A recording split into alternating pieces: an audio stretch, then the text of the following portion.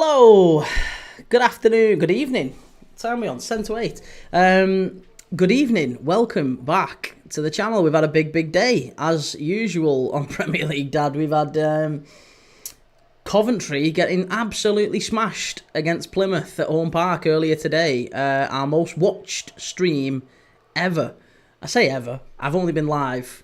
The channel's only been going for 3 months, but that's our most watched stream so far. Plymouth 3, Coventry 1. We had thousands watching us. It was incredible. It was great. And it was a massive day in the Championship.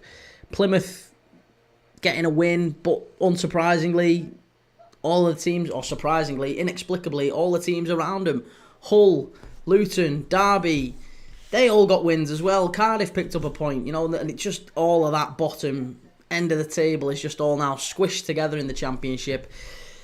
The same could be said of the playoffs. Coventry obviously lost. Bristol City got beat off Luton. Middlesbrough got beat last minute off Sheffield Wednesday. Sunderland got beat against Blackburn at the Stadium of Light. There's just loads gone on today in the Championship, and it was a massive day of football. Burnley and Leeds confirming their place in the Premier League. Just a massive pitch invasion at Turf Moor just that we were watching. So this is our third watch-along of the day. If you're new to the channel, I don't know if you've watched this Premier League Dad before. If you've watched us before, I live stream watch-alongs every single day. We've done over 22, 23 games in the last 7 days. Over 50 hours of football watched across Europe. The Championship, we did 4 Championship games on Friday. We've done 2 today. We do Premier League games all over the weekend. We watched Manchester United get beat by Wolves for the second time this season at Old Trafford. We saw Liverpool get one step closer to the Premier League title, beating Leicester and condemning them to relegation at the King Power Stadium yesterday as well. And we keep updated on all the other games as we're going through. The chat is bouncing. We have people in the chat from Arsenal fans, Chelsea fans, Liverpool fans, Arsenal, City, all them, everyone, and teams in the Championship as well. Loads of Coventry fans, Leeds fans, Burnley fans were in there today. Even some Everton fans, they can be found. Just kidding, Corin. There's loads and absolutely loads of fans from different clubs bouncing in, and it's not that sort of echo chamber type of channel that you get with other fan channels. We all just love football. We all love football. The banter flies back and forth. You can have a dig at each other, but remember, at the end of the day, we're here because we like football, right? And we can all share our opinion on different things. So that does fly back and forth in the chat, and I think it's quite an interesting place to be. And even though I'm a Liverpool fan, I'm really looking forward to this game tonight for Spurs and Nottingham Forest, because as I was saying at the end of the last stream, Nottingham Forest are just falling away ever so slightly, aren't they? Nottingham Forest. They've been really strong all season. The surprise package in the Premier League, everyone thought that they would struggle this season, maybe even go down, but they've gone completely the opposite way. They've been an absolute staple of the top 5 all season. They've looked like very much a Champions League side, to be honest, haven't they? Very much a Champions League side. And it's astonishing, I think, if they don't make Europe, if they don't make the Champions League, it'll be so gutting for them. It'll be so gutting. And they come to the Tottenham Hotspur Stadium here with a team. Well, look, they're playing against the Spurs side that are certainly domestically in the mud, aren't they? I mean, they'll be on a high. They'll be flying after that win against Frankfurt in midweek in Europe. Such a massive win to put Spurs into a European semi-final, a very winnable one as well, against Bodo Glimt. Can Spurs reach a European final for the second time in, 6 years? Second time in 6 years. Such a big step for Spurs, that. And you would certainly back them to, wouldn't you now? Over 2 legs to beat Bodo Glimt. But what does that mean for their league season? What does that mean for their domestic season? Because I don't think they can keep affording to lose games. You have to build a rhythm up in the Premier League to take into Europe. If you keep losing games and you drift into Europe, it's so bad. It's not like a tap. It's not a switch. You can't just turn form on and off. It doesn't work like that. So all this idea of resting players and, oh yeah, we'll just rest them now because we're fully focused on Europe. It's nonsense. It's absolute nonsense. It doesn't work like that. And Manchester United found that a little bit to their cost yesterday, didn't they? Bruno Fernandes rested. Loads of players rested. And they get beat quite comfortably, to be honest, against Wolves yesterday. I know Wolves scored a last minute or a late free kick, but it was actually quite simple, I thought, for Wolves. I didn't think they needed to play all that well to beat United yesterday. And that's the trouble here for Spurs, and certainly for Ange Postecoglou. They cannot afford to keep losing games. He cannot afford to keep losing games because it could get a lot worse for Spurs. I don't think it's not going to be relegation, but if they finish the season in 17th, that's a terrible look. Even if they win the Europa League, they could really drop like a stone in the league. Even if they win the Europa League, that's a bad look. If they get their act together in the league and they use that to propel them into Europe, there's a chance maybe they could maybe finish like 12th, 11th, 12th, and at least that's not bad. That's mid-table. There's an element of respectability to that. 17th is an embarrassment to Spurs. Where they are is an embarrassment, but there's a way to lose, and I think Spurs have to be mindful of that, and they have to approach this game in the right way. Nottingham Forest, for them, it's all eyes on Europe. If they were to crumble now and not get European football, I don't even think European football is good enough for them. If they get the Europa League, after the season they've had, it'd be mega disappointing, wouldn't it? They've been so close to Champions League football, and I think they've got to come here and win. Again, if you are expecting Champions League football next season, and you've got Chelsea on your tail, obviously we saw Chelsea batter Fulham and turn that round late at Craven Cottage. Big win for Chelsea. We saw Villa batter Newcastle. They're flying after the Champions League exit. We've seen Newcastle batter Man United. Newcastle batter Palace. They're flying, apart from at the weekend against Villa. City, they're a machine. They seem to just be grinding them out slowly. 2-0 at Goodison Park. That's a big result. Forest, if they have the ambitions that we all know they do have to go and play in the Champions League next season, they've got to be eyeing this as a win. They've got to be coming here and taking a win. And let's take a quick look at the lineups. I haven't got stuck in just yet to the lineups and everything just yet. I'm just going to get stuck into the chat. Alfie, Leeds are going up. Never doubted Leeds. Come on, yeah, great story there. Leeds getting promoted to the Prem. Leeds and Burnley, all promoted, all sorted. Anthony, I bet you had the Forest kit wrong. Have I got the Forest kit wrong? I don't know if I have I? I hope I've not. Leeds have gone up. Cunha to Man United. Do you think Cunha is going? I don't think Cunha's going to Manchester United. I'd be astonished if Cunha's going to Man United. CFC Madweke, one time I'll ever support Spurs. There's so many fans who seem to hate Forest, isn't there? I have talked about this before on the channel, but it kind of puzzles me why there's so many fans who just don't really have a lot of positives to say about Forest. And I mean clubs who aren't like rivals. I can understand Derby and Leicester and teams around that area don't like Forest. That's fine, but it feels like when I've spoke to Chelsea fans or Arsenal fans or anyone, they've all got issues with Forest fans. They all don't like them. So, I don't know. Let me know why you hate Forest. Right, one second.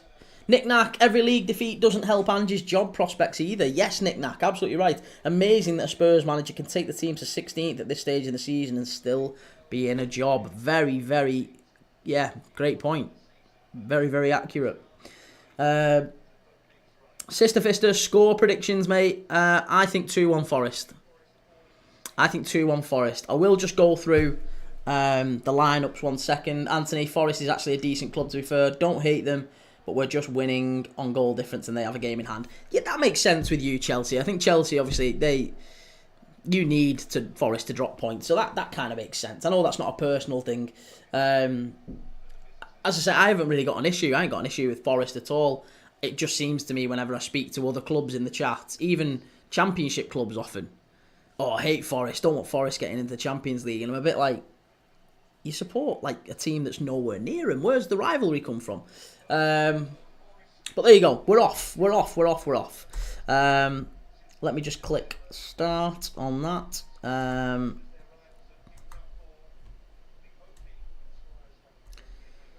It's a strong Spurs backline.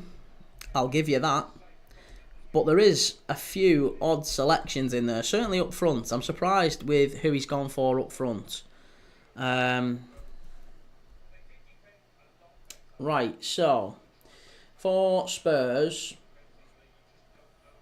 it is Vicario in goal. Back four, Porro, Romero, Van der Ven, Jed Spence. Here is Jed Spence. Kulusevski, Bentancur and Sarr in midfield. That there, surely that sort of back four, the goalkeeper and that midfield, would we say that is almost Spurs starting section? Bergvall maybe comes into there, but is there anyone else that we would say? Maddison, maybe? I think Bergvall's probably the only one that comes into that. Would that be fair to say, Spurs fans? Great ball into the box, cleared away. Spurs putting Forest under early pressure. That's poor from Jed Spence all the way through.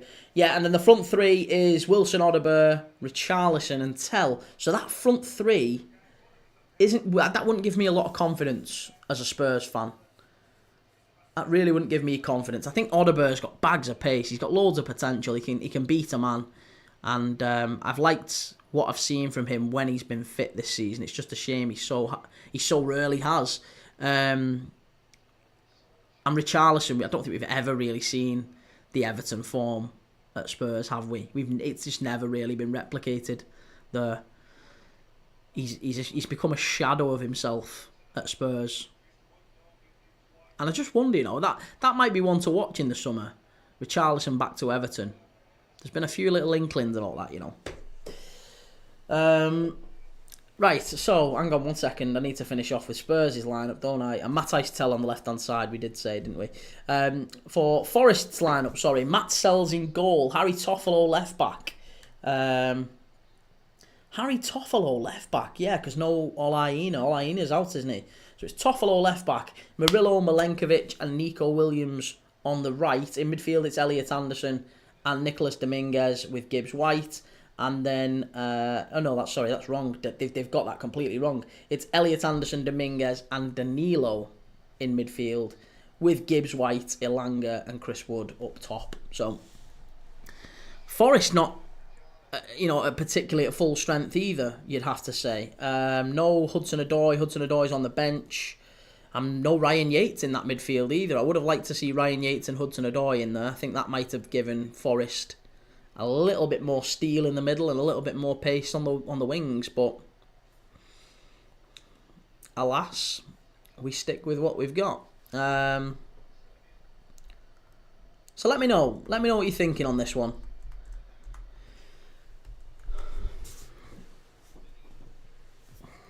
Let's turn up volume. We'll see a little bit of atmosphere going.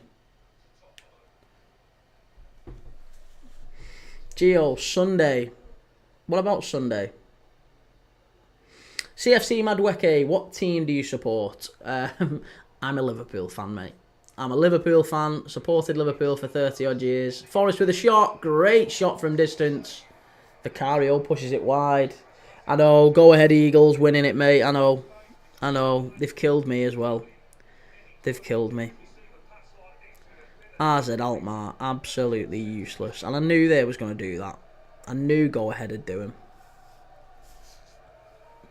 Yeah, it was Gibbs White with a shot from distance. He's a cracking player, him, isn't he? Brilliant player.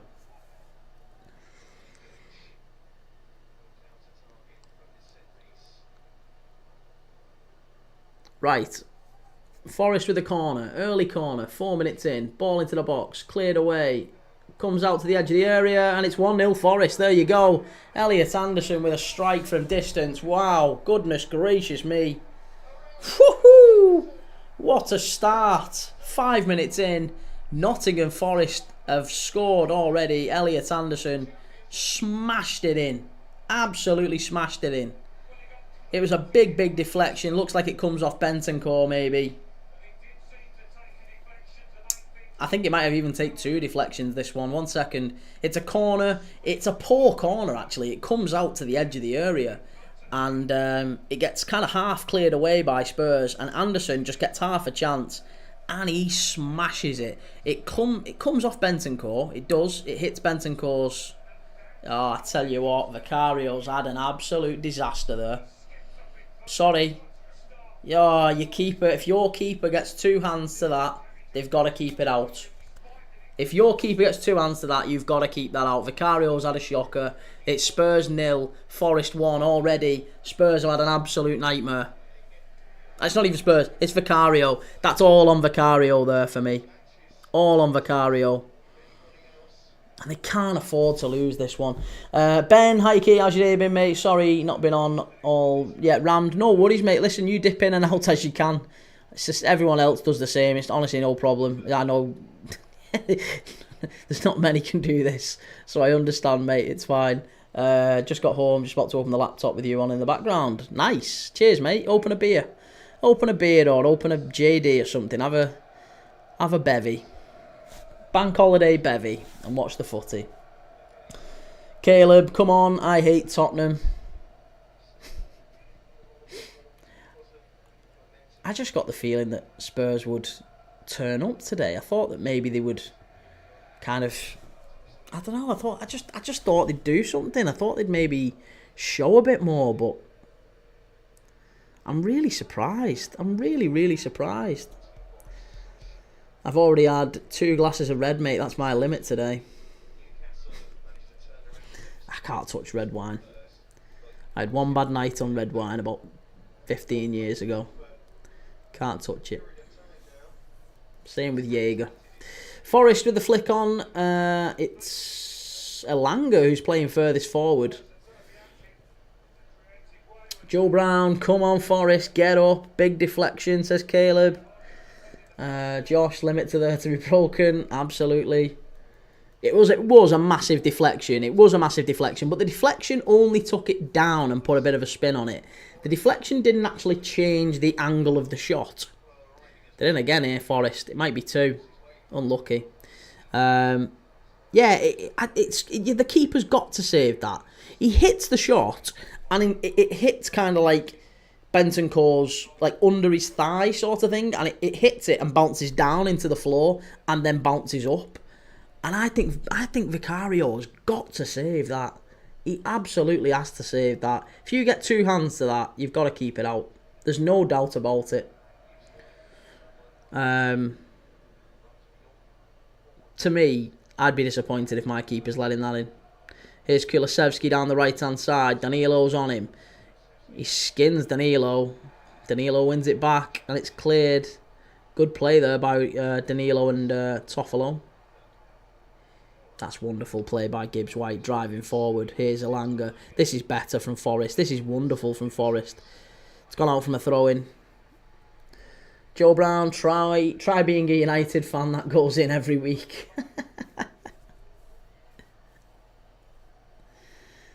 Yeah, doesn't matter what keeper you put in either, does it? Onana, Bayindir, either of them, to be honest. Hotspur Army, you're nothing special. We lose every week.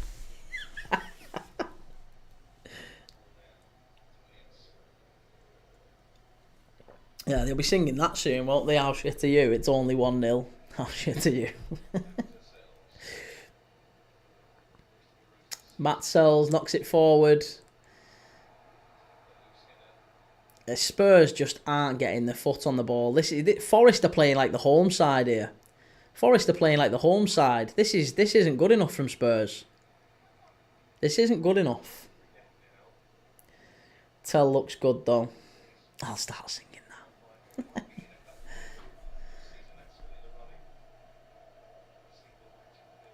Dr. Tottenham, yeah, that's what they say on We Are Tottenham TV, and I watch a bit of the twins on We Are Tottenham TV at times. They say Dr. Tottenham. Oh, we're saying that. Chance. Oh, it's 2. It's 2. If that's offside, I mean, it might be offside. It's Chris Wood who's running through. It might be offside. But I tell you something. The ball into the box is fabulous. It's a ball into the box. There's a deep run there from Chris Wood. It's Elliot Anderson, I think, who puts it in. He puts the cross in. Chris Wood's running. There is a check. It might be offside. It might be offside. Let's just have a quick look. Yo, it's so tight, but I think he is. It's so tight, but I think it is, yeah. It might just be off that. Spurs might be saved. That would have been 2-0 inside 10 minutes. There's a check. There's a check. But I think that might just be an easy one. I think Chris Wood was offside there. But every time I see these where it is really marginal, where I see it being very, very marginal, I'm always a little bit confused because there's been so many in recent games where it's looked marginal. There you go, goals ruled out. It's looked marginal and then they've not given it, or the goal, it's looked offside and they have given it. The Palace one at City was a prime example of that.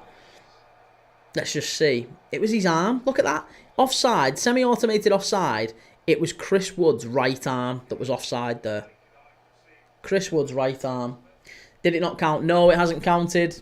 It's not counted, but it doesn't bode well for Spurs that they've had one goal go in and it was counted, and the other goal, maybe very, very tight, could have been counted.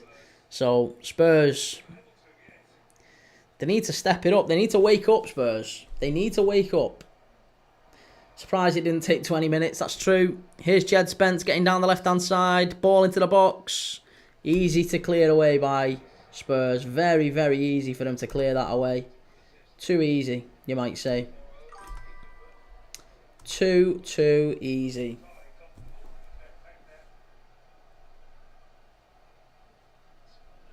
It's an unbelievable start to this game. Nick-Nack, rumours are City wanting. Yeah, I think that'd be right, Nick-Nack. I think Gibbs White probably to City is the one doing the rounds, isn't it? That'll send the Spurs fans into meltdown. Deflection didn't alter the trajectory that much. Still early days, plenty of time for Spurs comeback. You could see that one with the naked eye. Yeah, you could see that one with the naked eye. That was the thing, though. But genuinely, the one that Palace scored against City was exactly the same as that. Exactly the same. And I was like, that's definitely offside. That's definitely offside. And then they gave it. They gave it. It was exactly the same as that. It was just like a slight... Yeah, there you go. We don't know with these semi-automated offsides. Richarlison goes down in the penalty area. You're not getting a pen for that, mate. But it is a corner. It was Milenkovic holding him. Sorry, I've just noticed the clock has stopped. Apologies, everyone. Corner comes out. Jed Spence. Unlucky, unlucky. Excuse me, I just clicked the wrong thing. Forest haven't scored.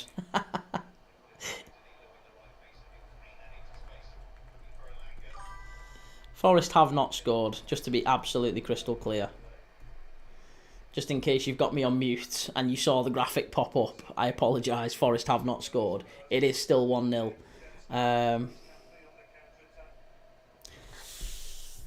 Hotspur Army, even Burnley would bully us. Now, Burnley are not a bad side. They'll definitely venture forward in the Prem next year and cause some problems. I think Spurs just... I don't know what it is with Spurs. It seems to be a mentality issue. It seems a mentality issue. Nick-Nack, a lot of the margin of error of the offsides is down to when the ball was actually kicked. Depend where you freeze the frame. Yeah, that's the other thing. Even that one, to me, if you watch it back, you can see that Chris Wood's arm was offside. It was like just this little part of his arm. But where the line was drawn, it didn't actually end at the Spurs defender's foot. Or certainly not the closest to Vicario. The closest part of his foot to Vicario, the line wasn't drawn to that. So does that affect things at all? It just, to me, you almost want to... There needs to be a better rule with the offside thing. I know there's not going to be. It's always going to be a game of inches. But it's kind of frustrating, isn't it, that it takes so long. Again, long ball into the box from Spurs. They just keep knocking it in. Cross after cross after cross. And I don't know why, because it seems to me, if you've got, oh, that's a bad foul, and a yellow card, I would imagine, there for Romero. Is it going to be a yellow? No, Romero's not getting a yellow. But it is a foul. It is a foul to Forest. Elliot Anderson being cleared out there by Romero. Yeah, it was a foul, no danger. Hotspur Army, have you seen that Chelsea fan on Talk Sport bet? He's laughing. Have you seen that Chelsea fan on Talk Sport bet? He's laughing. Which one? Are we on about Rory? Is it that Chelsea fan? I don't know who you're talking about. I haven't seen it. What's he said? What's he actually said? Should be a yellow. That I thought that did seem like a yellow, didn't it? Did seem like a yellow. I would have thought that was a yellow. Down the line to Elanga. Elanga opens his body up, knocks it in. Good ball in. It's 2. There you go. That is 2. Nothing wrong with that one. And that is Chris Wood. 2-0 to Forest. Ah, wow. There you go. 2-0. And this is going to be a catastrophe now for Ange. This one is. You better believe it. Chris Wood, 2-0. Spurs. Goodness gracious me, this is getting embarrassing. 16 minutes in, it's 2-0 and they've had a goal disallowed as well. Vicario has had a disaster for both goals. That wasn't anything to do with the Spurs defence, that was the goalkeeper. And I rate Vicario. I think Vicario's a very, very solid goalkeeper.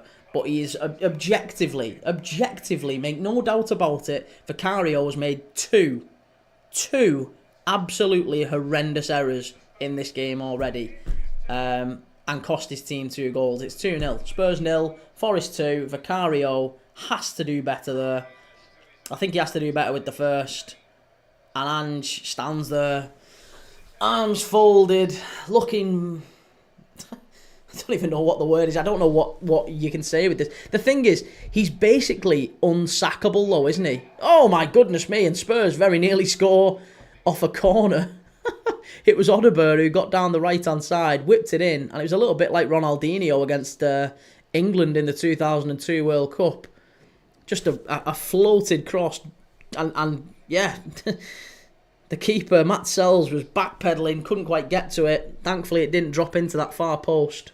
Maybe a little bit more like Konchesky against Liverpool in the 2006 FA Cup final for West Ham, if you remember that one at all. Jed Spence knocks it into the box. This is better from Spurs. Comes out, must be a shot. Doesn't go for it. You can blame defence, nobody jumped for it, but Mickey, these are winning Europa. 42, you say these are winning Europa like you didn't get battered off Wolves at home yesterday. You got battered off Wolves?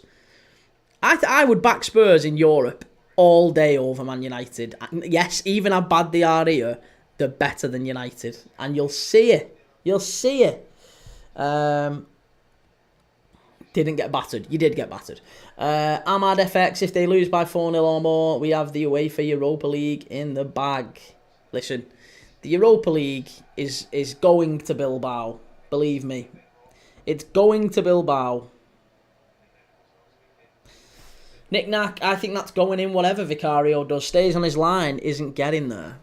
Well, maybe, but I think if you come for it as a keeper, you've got to get something on it. That's the thing. He's in no man's land. Good shot. Better from Spurs. Again, was that Hotspur from the edge of the area? Or was it Tell? Looked like it might have been Tell. No, it was Hotspur. Hotspur with the shot from the edge of the area. Right peg. Low down. Pretty simple for Matt Sells, but he pushes it wide. It's a Spurs corner. Spurs corner. Why is the clock stopped? Sorry. There you go. We're back. Thanks, 42. Ruben, so grumpy Ange sacked in the morning. I don't think so. I genuinely believe that Ange is unsackable right now. I think he's unsackable. I think Ange Postecoglou has to see this to the bitter end. And I think that's Daniel Levy will let him see it to the bitter end. There's no way at all he gets sacked. He could lose this 5-0 and he could lose the week after 5-0 against Liverpool. He will absolutely keep his job. You better believe it. And by the way, look, I mean, it's probably reasonable to say, I'm not saying this just because I'm a Liverpool fan, but Liverpool need to win to lift the title or to at least confirm the title against Spurs at Anfield next week. That's about as guaranteed a home win as you're ever likely to get, isn't it? Like, that Liverpool to lift the title, to guarantee the title at Anfield, that's the motivation that will be pouring out of those Liverpool players, I would hope, will be, you know, you can sense it. It'll be amazing. Kulusevski, it's a corner to Spurs. So they're going to lose today, you would imagine, the way they're playing, 20 minutes in, 2 down, should maybe be 3. And they're probably going to lose next week as well. Ange isn't going to get sacked. He isn't going to get sacked. He'll lose the next 2. He'll lose the next 2, including this one, and he'll keep his job. That's what I think. They can't sack Ange until they're out of the Europa. That's it. And they're not gonna be out of the Europa because they're gonna beat Bodo Glimt. They have to beat Bodo Glimt. I mean, if he doesn't beat Bodo Glimt, then I think a sacking isn't enough. I think he might need to be. What was that old punishment they used to do where they used to stick him in stocks? Stick him in stocks in London and have people walking past throwing apples at him and all sorts. That he deserves a bit of that if they don't go through against Bodo Glimt. No disrespect to Bodo Glimt, of course, but if Spurs don't make a European final with the position that they're in against the team that they've got to face over 2 legs, and they haven't got their best 2 players for the first leg, sacking isn't good enough. He needs more than sacking. Good ball into the box for Spurs. Miles over the bar from Matthijs Tel. Not good enough there. But yeah, I agree. I have to agree with you, mate. I think it's going to be tough to see Spurs getting any results in the next couple. What are the fixtures looking like after this? Obviously, Spurs fixtures. Here we go. Let's look. Fixtures. They've got Forest here. They've got Liverpool away next week. I think that's probably a defeat. Then they've got Bodo Glimt. Then they've got West Ham at West Ham before they go to Bodo Glimt 4 days later for the second leg. They'll rest everyone against West Ham. In between those 2 legs, unless they've smashed Bodo Glimt 4-0 at home, which is admittedly a possibility, they'll rest everyone against West Ham. So they might lose that one at the London Stadium. West Ham are no difficult, no easy team to beat. So they might even lose that one. So it's entirely possible. Oh, that's a great run. Oh, that's a foul, sir. That's a foul. How are you not giving that? That was a foul. That was a foul to Spurs. It really was. That was so poor from the ref. William Kroot. How bad is it for Spurs and United if Bodo Glimt win Europa? I don't think United are going to get in the final. I really don't. I think Bilbao beat them. But even if they do get into the final, I think Spurs beat them. LUFC Freddy, that tastes like promotion. Leeds fans are loving it today. Leeds and Burnley fans, they're in the Premier League. Ellen Road back in the Premier League next season. That's going to be great, isn't it? FM No Casuals, game over now. Oh, great shot. Listen, still early. 24 minutes in. Spurs have they've not been brilliant, but they have kind of come back into it a little bit. Hotspur Army, West Ham, we'll rest everyone no matter what. That's what I mean. You'll rest everyone, and then that might mean 3 defeats on the spin after this. William Kroot, not a chance of they winning 4-0 at home. Bodo Glimt ain't no pushovers. They're in a semi-final. No, I know that, but Bodo Glimt have rode their luck a little bit in the Europa League this season. They have. How's that not a foul? Yeah, it's crazy. William, do you ultimately think it'll be a Spurs v United final? But if you're in a semi, they're good. Bodo Glimt are all right. They're all right, but they beat Lazio on penalties. Before that, It was Olympiacos, I think, if I'm right. Was it Olympiacos? No, Nice, wasn't it? Sorry. No, it was. It was Olympiacos, wasn't it? Olympiacos. And they were quite lucky with Olympiacos, to be honest. They only went through in the last sort of knock-ins. Didn't go to extra time. But yeah, they've only played Olympiacos and Lazio to get to this point, haven't they? Oh no, 20. 20, that was it. It was 20 that went to extra time. That was it. 20 they struggled past. Olympiacos, again, they were alright, but they got through. But if they've only had to beat 20 Olympiacos and Lazio on penalties, they're not fantastic. Hotspur Army wouldn't surprise me. Does Ange go if he wins Europa? No. I think Ange, if he wins Europa and he gets this Spurs team in the Champions League, he has to stay. He absolutely has to stay. I would be astonished if Ange was to leave. Nick Nack, ref missed another one there. Yeah, no kidding. I just can't see. I can't see Ange going until the Europa League is decided one way or another. That's why I genuinely think he's unsackable. He's the most unsackable manager in the league right now because of the position that he's in.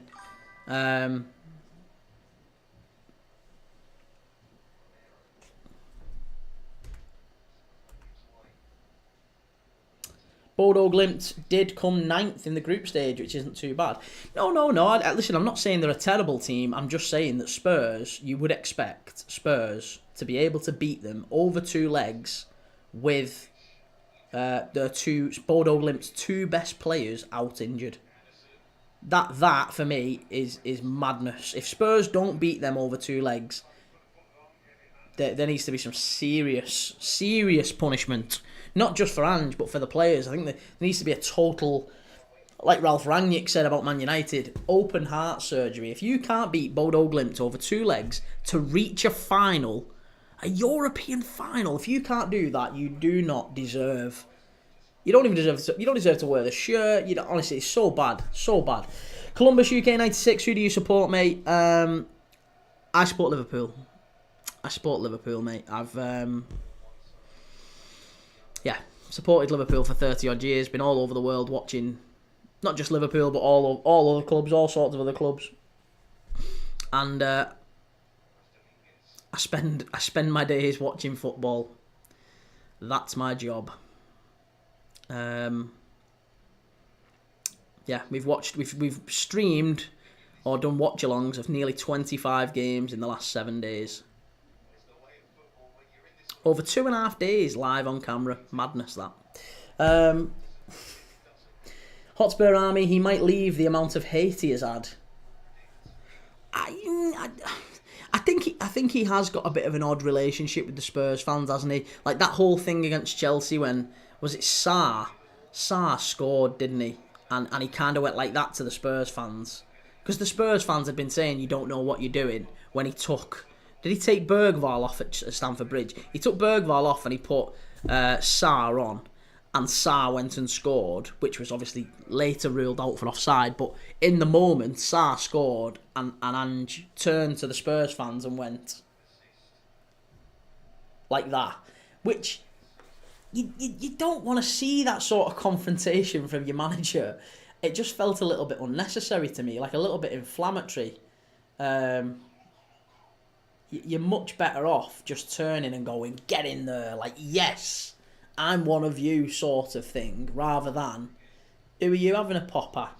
Who are you having a go at? There's a little bit of arrogance there with Ange Postecoglou, but I do quite like him. I quite like him. I'd like him to stay. But I know that Spurs fans have basically already made their mind up. Not all of them, but quite a lot of them. And you'd be surprised how quickly that can change, by the way. If they were to win the Europa League, and Arsenal weren't, and next season Arsenal weren't to win the Champions League, I know that You might say, oh, that doesn't mean anything. But it really does. Like, local bragging rights means a lot. If Arsenal don't win anything this season, but Spurs win a European trophy and they're in the Champions League next season, Ange Postecoglou will be able to do no wrong. There'll be Spurs fans who'll still say, oh, yeah, we were awful all season. But do you know what? He's deserved that. He's deserved that. He always wins something in his second season. He's gone and done it. They'll back him. It'll change. I'm telling you, it will change. I really think it will.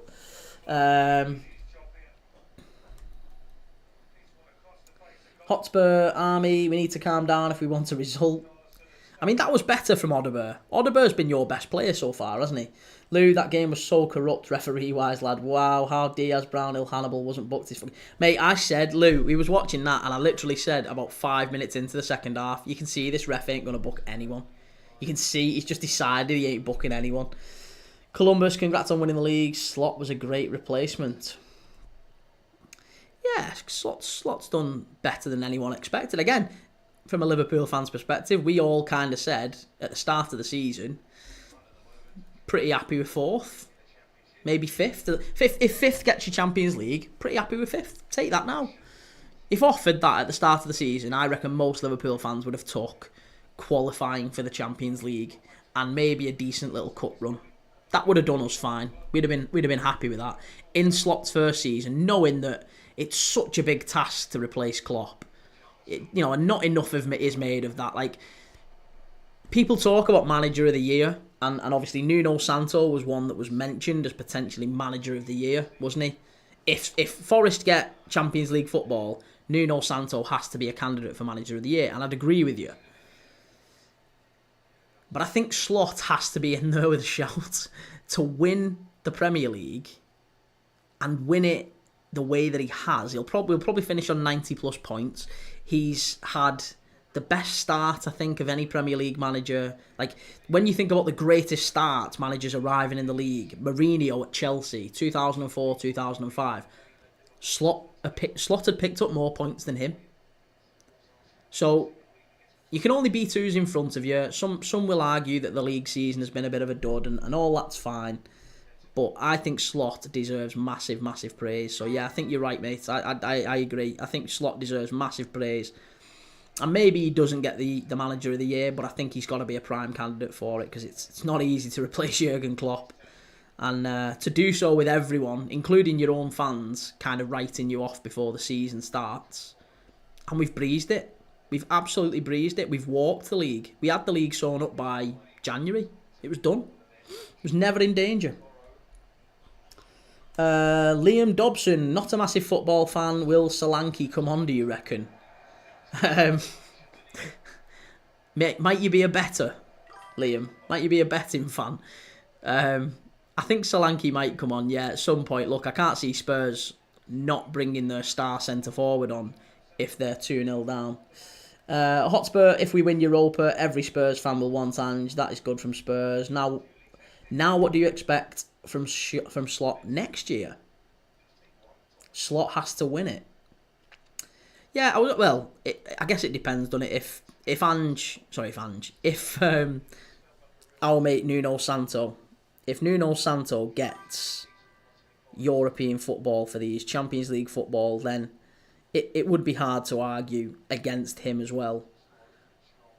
But it's so difficult to win the Premier League. It's even harder to win the Premier League when you're up against this City side, this Arsenal side. To do so in the context of replacing Jurgen Klopp. To do so in the context as well of having spent no money this summer. Genuinely no money. We've signed Chiesa. He hasn't really kicked a ball in the league. That was it. There's nobody else. We haven't signed anyone. So for Slot to just come in and say, yeah, I'll work with the players he's got. I'll just work with the players he's got. And turn that into proper, like, one of the easiest title wins we've seen in quite some time. Some go in that. Some go in. What do you expect from Slot next year?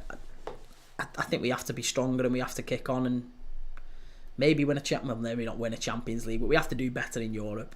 I think we'd have done all right in Europe, but I've no real qualms with going out to PSG. PSG were a much better side than us over the two legs, and ultimately penalties decided it. So, yeah, I've no problem with that. We got to a League Cup final. Again, Newcastle with a better side. No problem with that.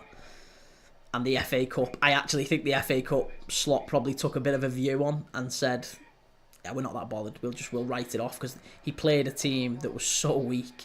We had some real youngsters in that team, and we played Endo at centre back, and it was just a mishmash. And Plymouth deserved that as well. So no complaints at all. We've won what we deserve to win. Next year, I actually don't think we win the league next year. I really don't. I think there's going to be big change at Liverpool. So I almost would like to see us competing and maybe going far in a cup. I actually would quite like Liverpool to be in the position that Arsenal are in this time next year. If we are, I'd be content with that. With the team looking a lot more settled, let's say. Because I think at the minute the team looks a little bit disjointed. Liam, yeah, I've got him to have a shot on target in my bet builder. Best happen. I'll keep an eye out for you, Liam. I'll let you know, but I think he's I think he is likely to come on, yeah. I think he is. FM No Casuals, I couldn't care. Winning the league with potentially 2 losses. Yeah, that's it. 42, Osimhen and Cunha soon. Come on, glory, Man United. Osimhen and Cunha are not coming to Manchester United. It's just not happening. Again, avail yourself of that thought. 7 out of my 15 bets for 200 to 1 has already come in. Nice, Josh. Well done. Knick-knack, I'd rather Spurs won the Europa than United, but they both still need to get to the final. But I can't see how Champions League football will really help them next season. That's true. I think it's just the money situation, isn't it? Because, look, again, Ange will probably argue, oh, it's a high foot. Dominguez has gone down. Got a kick in the head there. Yeah, I think it's... Jess Haynes, are you sure about that? Sure about what? What did I say? Yeah, I think Spurs getting into the Champions League and United, it really is about the cash. As much as it is about the privilege and the brand and all that sort of thing, the cash, the TV money, the ability to attract better players in the market, it's all that.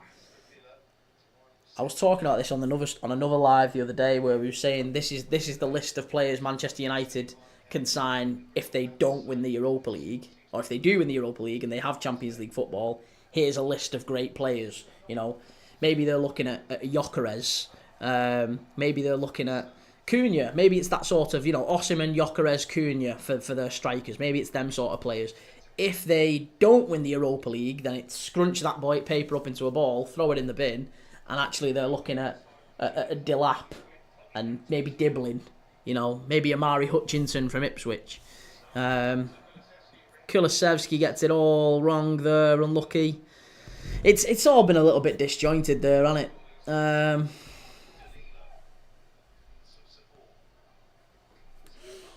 Knick-knack table has levelled out a bit last few weeks, more to how you'd expect it, at least the top 10 or so. Forest, definitely the overachievers, yeah, absolutely. Who do you support, Knick-knack? I can't remember, have you said who you support?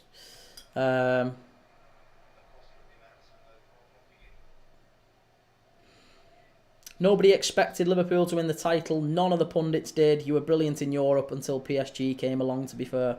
PSG deserved to beat us, mate. They were special. And I still think PSG are the best side in Europe.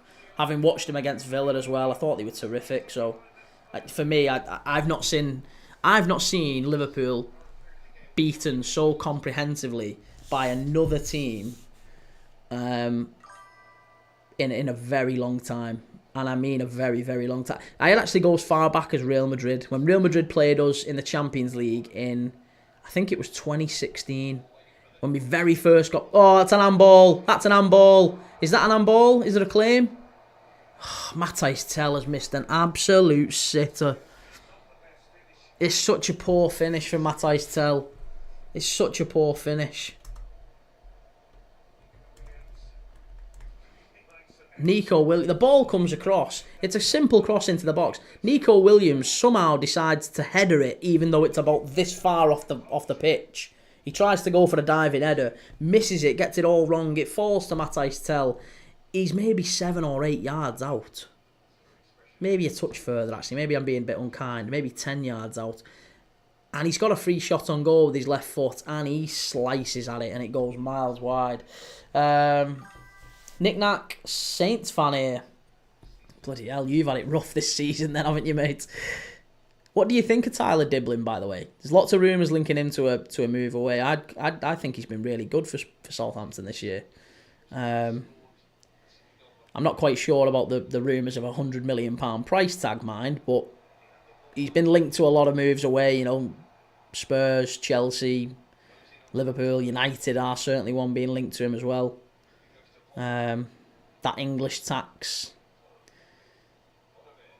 Hotspur, good play, chance. Oh, have you missed? Richarlison, have you missed? Oh, did they get in each other's way there? Oh, Spurs. It's like watching a car crash in slow motion, watching Spurs, isn't it? Oh, it's a great ball across face of goal there from Hotspur, and it's just a tap in. It's waiting for Richarlison or someone to head. Richarlison's got to score. Richarlison has to score. This is insane. This is insane. I can't believe that. I cannot believe that. That's baffling. That's baffling. Knick-knack, good player but hasn't really scored or assisted many goals. Hopefully we can keep all of him. Yeah, I think it would make more sense for him to stay in the Championship, wouldn't it, really? For him to... Oh, Romero's finally been booked. He's just absolutely floored Elliot Anderson for the second or maybe third time this game. Something about that Elliot Anderson he doesn't like, but he's just crunched him. But Romero's been booked. Pete still needs to keep Ange, needs time. I'm not sure if you're serious, Pete. I hope you are, because that is what I'm saying. I know this is bad. But I don't mean it as like a rival fan trying to, I think you should keep him. I genuinely believe that Spurs should keep him. And I think you're going to keep him no matter what anyway, no matter what you or I think. I think you are going to keep him. Well, if you win the Europa League. If you don't win the Europa League, then you probably do move him on. But if you win the Europa League, then everything will be peachy all over again. Murillo was great there. Really smart from Murillo. Anthony scored again. I know. Anthony looking like the £80 million player that United didn't keep hold of. Spurs go marching down. Richie, no. Spurs are shite. Resolution only delusional would think Spurs will ever win anything. Listen, Spurs will do something this season. I'm telling you. Stand on me. Knick-knack. Oh, Richarlison again. Oh, do you know what? He looks dead on his feet, him. He looks dead on his feet. You can see it. You can see it. There's nothing behind the eyes. It's a great ball in. He's got a free header. You've got to do better, Richarlison.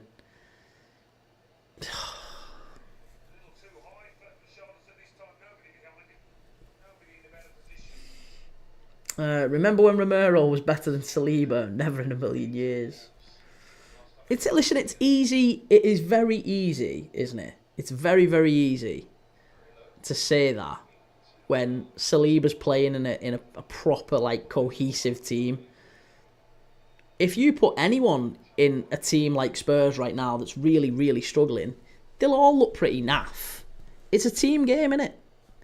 I think Romero individually is maybe he's not better than Saliba, but he's a bloody good centre back. Like, it's not like it's miles.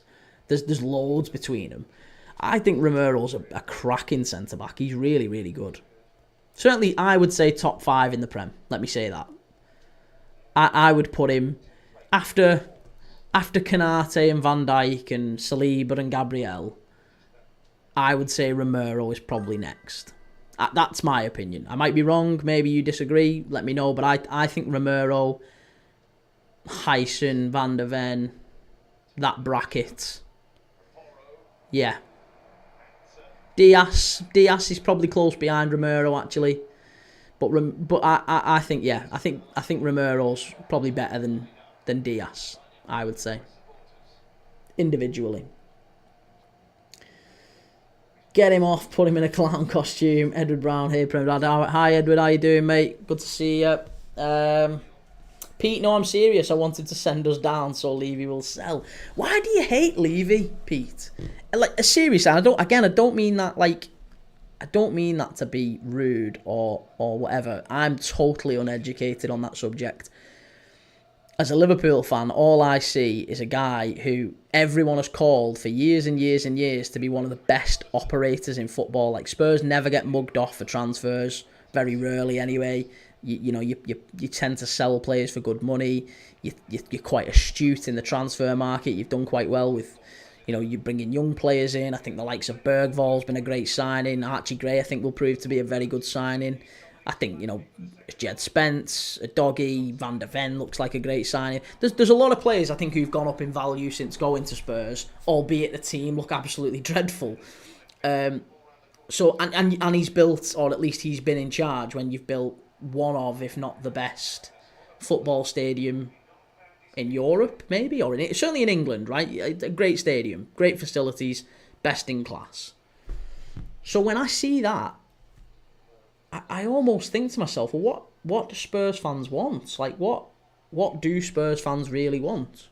And I don't. Again, I'm saying that as a Liverpool fan. I'm totally uneducated on the subject. I have no stake in it, and I'm not defending the guy. It's just what I see as an outsider, and you definitely will know far more than I. Nick Nack, I think this season has proven that Ange Ball doesn't work.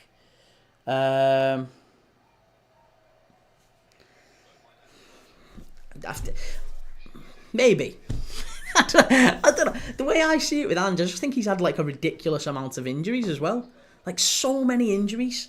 How can you justify sacking a guy who's had the injuries that he's had to deal with? He's literally been playing kids.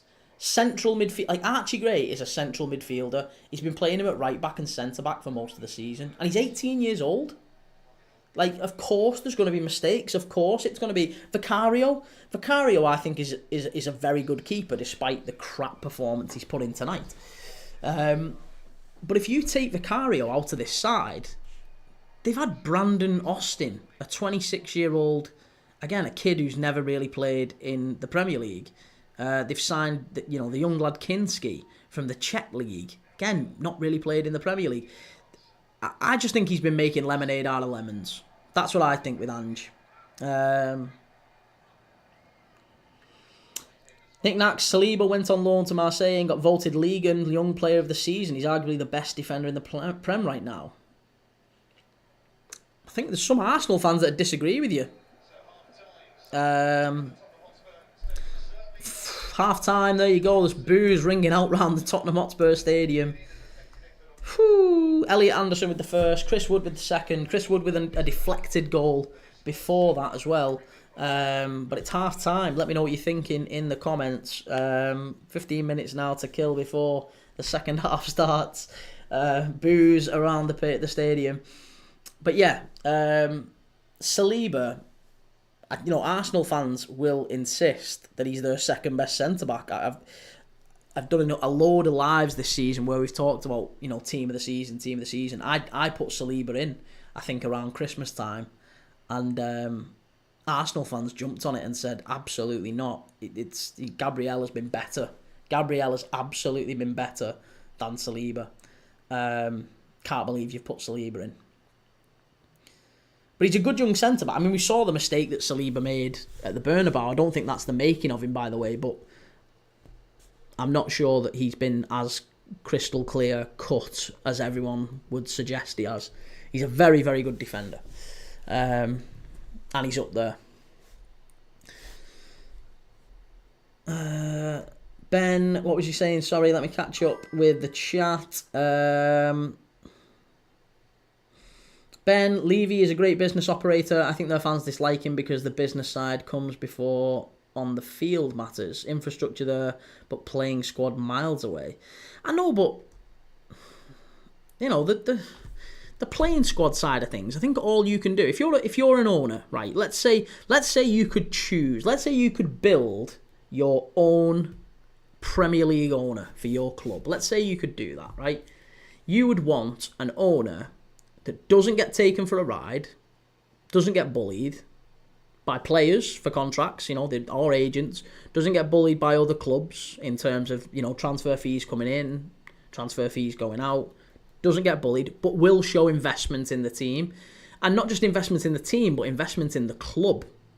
They will plough money into the club, take risks to try and, invest to grow the club for the future. They've done that, I think, with the stadium. This is what I see. Again, I could be miles wrong. I hope I'm not stepping over the mark with Spurs. I'm just looking at it and seeing a guy who the stadium's been built.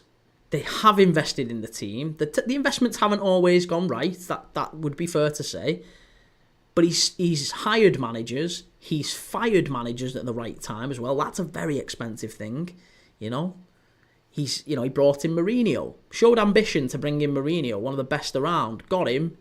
It didn't work out for whatever reason. He then went and got Nuno Santo, who evidently is not a bad manager. It didn't work out. He let him go quite quickly.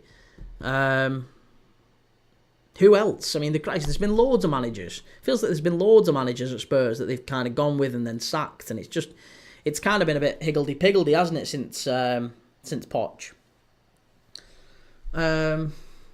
Hotspur Army, why do we have a go-kart track at a football stadium? I don't know why. I love and hate it.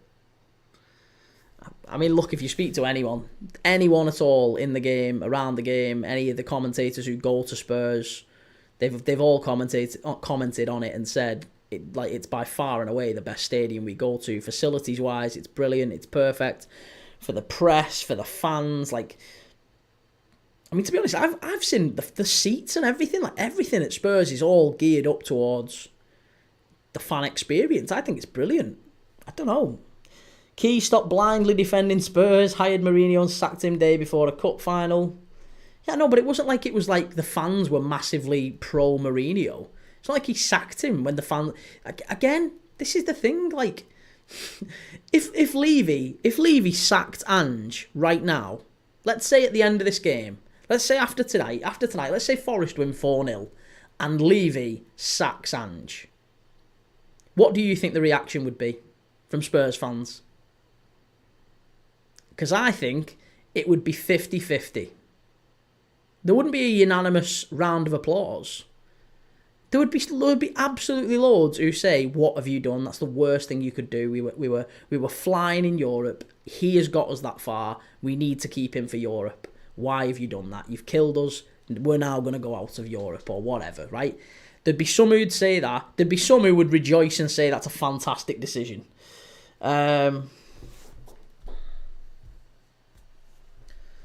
Did they have more chance winning that cup with Mourinho than Ryan Mason?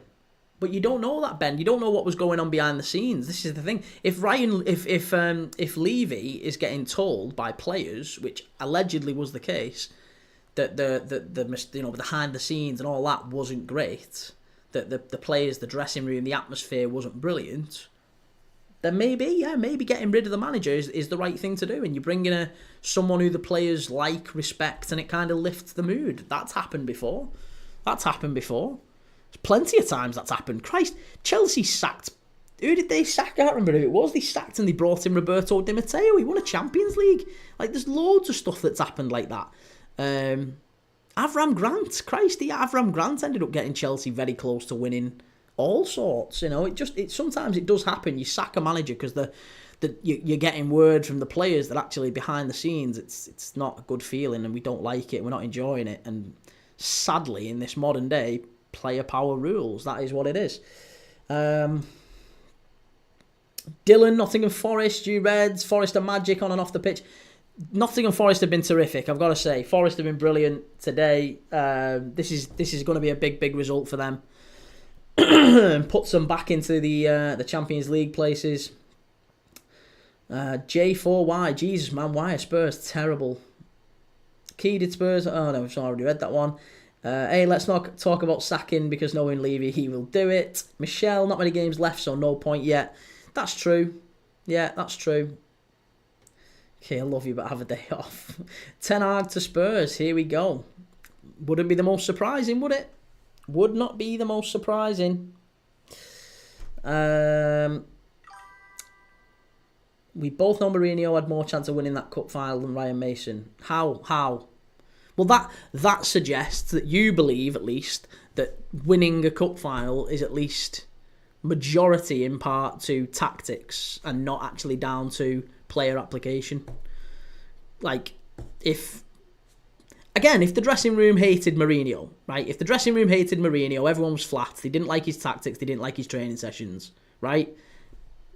You think they would be better off keeping that manager in charge than Ryan Mason, who maybe they respect. He's a former teammate. He comes in and says, listen, lads, he's gone now. He's gone, right? Let's do some passing drills. Let's do some shooting drills. Let's do some one-touch stuff. Let's get sharp for the big cup final. Let's get everyone up and let's change the atmosphere. It happens. It happens. We've seen it. We've seen temporary people. Why are you saying Ryan Mason, though? It doesn't matter who it is. It's just a different voice. It could have been...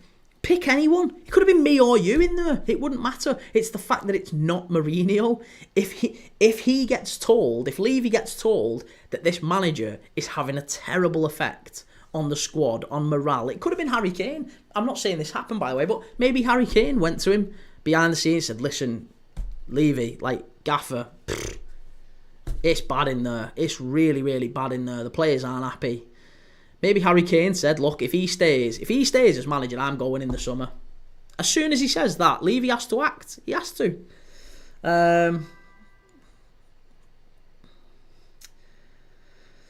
Ange won't get sacked. The result today doesn't matter to Spurs. Levy's biggest mistake was sacking Mourinho. So is that it, though? Is that all it was? Is that all it was? Just the fact that Spurs didn't or sacked Mourinho? When's your Spurs channel launching? I'll be sure to subscribe. Behave yourself. I'm just saying. It probs was Harry. This is it. Player power rules, right? Player power rules. And if you get told as a chairman that you've got a squad that's not happy with the man in charge, he's gone. He's gone. Because it's easier to sack one guy than it is to sack 11 players or 15 players or whatever. All you do is you just appease the players for a bit longer and then you gradually cycle them out. And that's all it was. It probably was Harry. Who's worse? I'm guessing you mean who's worse, Corin? Bowley or the Glazers? Probably the Glazers. The Glazers, innit? Knick-knack, 16th in the league. It's Spurs' worst position since 1978. This is Spurs' worst league season in my entire lifetime. I know, but it's Man United's worst season in God knows how long as well. They're not going to sack Amorim, are they? They're not going to sack Ruben Amorim. Amorim took over a team that was in 12th. Took over a team in 12th. Might yet win nothing and finish in the bottom 5. Hotspur Army, I wish Poch was here. I think that's a big mistake. I do think that'd be a big mistake. I've got to say, you never go back. You never ever go back. It's never ever worked before. I can't recall a manager ever going back and having a great second spell at a club. Kenny Dalglish actually didn't do too bad for us. You know, he won a cup and he got to another cup final in 18 months in charge. But nah, I don't think you ever go back. You never ever go back. Have to wonder how long Amorim has left. Shows how far the bar has fallen for both teams. That's a great point, Nick Knack. Yeah, great point. I mean, again, that's another thing. I got loads of grief for saying that in a chat recently. Ruben Amorim to be gone by Christmas. I think he'll be gone. I think he'll be sacked. Or he'll leave of his own volition by Christmas. I really do think that. Because I expect what will happen is United won't win the Europa League. They won't win it. And they'll end up with this whole different set of players, different target list based on a much reduced budget and a much less, they're a lot less attractive to players, aren't they? Because they'll be able to pay less wages. They won't have European football. So I think they'll go to this list of players with, Delap and maybe Mari Hutchinson, maybe Tyler Diblin, maybe some other players who aren't particularly well fancied but could make a difference at Man United, some young players. And the season won't start particularly well for Amorim, and I think the fans will lose patience, and around Christmas time he'll move on and it'll all start again. Sam Savini, you're right. Zidane at Madrid or Carlo at Madrid. Yeah, that's fair enough. I mean, maybe Madrid's a bit of an anomaly because I think Gary Megson could have gone in there and done a decent job with that team, couldn't they? But I take your point. You're right. I'm just saying general rule of thumb. You don't go back. When you go back with an ex, you always think of the good times. Nah, never again. Hotspur Army, I wish he never left. He got us to a final. I don't want to talk about that final, though. Sorry, mate. We lose every week. You're nothing special. Captain Blick, come on, you Red Army. Brilliant. Come on, Forest. Corin Wilson, how have Forest played? They've played all right, but again, I wouldn't say that they've not give up chances. I mean, look, if Richarlison could finish, this might be 2-2. Would that be bold to say? Because I think Richarlison's had at least one very, very good chance and one half chance. Matthijs Tel had a very good chance as well. There's been a couple of half chances for Spurs, so they've not done it, and they've conceded what I would consider to be two absolute howlers from Vicario. So Forest have been clinical. They've ventured forward rarely. They've had a couple of... Obviously, they had one goal disallowed, quite rightly, but it was only very narrow, offside. And 2 goals. First one was a bit of a deflection. Second one was Vicario thinking he was Superman, come charging out into the area. Didn't get anything on it, and Chris Wood's header went into an empty net. Hotspur Army could be 3-2 Spurs. Come on, please. Vicario, my goat. Listen, I'm telling you, Vicario is gonna get is gonna get pelters for this, and I just wonder whether or not Spurs will stick with some of these players, depending on what happens this season. There might be quite a lot of change again in the summer. Same as we expect there will be at Liverpool, same as I expect there will be at Man United. I think Spurs is going to be one of them teams that there's just a lot of change in. Danzo is warming up at half-time for Spurs. Looks like there's going to be a couple of changes. Solanke too. Obviously, I can't remember who it was in the chat who was talking about a lot of change. I'm not muted, Luke, and I'm not muted. Don't know why people are saying I'm muted. I'm not muted. Ben Davis is about to come on. There's a couple of changes here, actually. Ben Davis for... Who's that? Number 37. Who's 37? 37 for Spurs. And Danzo coming on for number 17. Who's that? Is that Romero? Yeah, Romero and Van der Ven for Danzo and Davis. Oh, my God. Oh my God. Oh, that's not good. That's not great. You're taking off your best 2 centre-backs for Danzo and Ben Davis. Nick Nack, only 2 shots on target from Spurs so far. Still a great result for the top 5 race. Keeps things interesting. Yeah, absolutely. Who's this coming on for Forest? Morato for Anthony Elanga. Okay. Vicario thought he was Tom Daly for that second goal. Captain Blake, did you know that a striker from Sporting Lisbon is coming to Forest? Who's that? Conrad Harder? Is it Conrad Harder, Captain Blake, or are you talking about Gyökeres? Something tells me you're talking about Conrad Harder. Danzo is solid, to be honest. Ben Davis is my GOAT. Van der Ven and Romero for Danzo and Ben Davies. Yeah, it's not good, is it? It's not a good look. Nick Nack, in what world does bringing on Ben Davies help your chances of winning a football game, saving the defenders from midweek? I mean, they're not playing in midweek. They only play in a week and a half. I mean, they've got nothing in midweek. They're resting players now. That can only be the assumption I'm making, to be honest. Oh wait, it's not until the week after. No, first of May is the first leg. 1st of May, first leg, Tottenham Hotspur Stadium. Second leg is on the 8th, a week later in Norway. The worst day of my life was the 2005 Champions League final. Which was not the worst day of your life a few months later, when a certain Mr. Colina refereed Everton against Villarreal at El Madrigal. Was that not the worst day of your life? Captain Blick, not Morata, getting on for Elanga. That is mad. Well, Forrester coming forward here. Danzo, that's a nice touch actually. Danzo's done well there. I've not started the second half. I've not started it. 46 minutes in actually we are.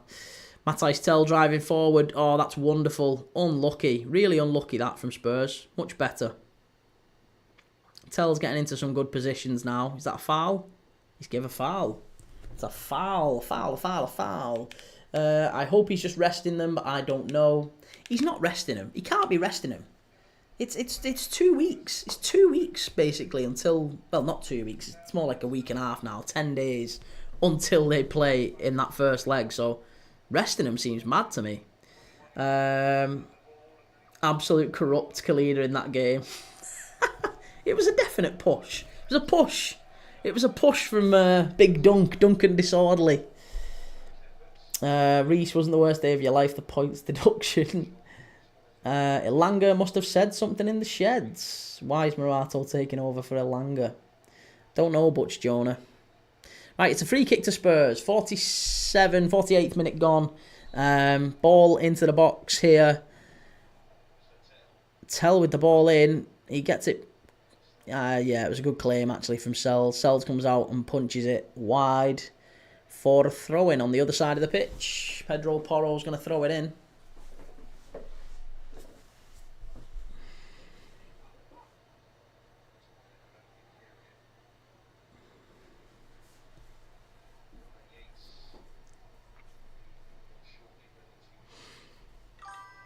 A goal for Spurs in the next 15 or so could turn this game, says Nick Nack. I mean, if you're Spurs, how do you think Ange approached that half-time team talk? I mean, bear in mind that he's made some quite sizable changes. Obviously, Danzo and Davis coming on. You would have to assume then that maybe he wasn't particularly happy with the way that Romero and Van der Ven were defending. Would that be fair to say? Maybe he was disappointed with the defending for those goals. And he's let that be known by taking them off, hauling them off. Sometimes managers late in their managerial stints at clubs can make some quite drastic changes, can't they? Because they kind of sense the end is near. And they think, nah, balls to you, you're coming off. You're coming off. I'm sorry, you're not playing like that for me.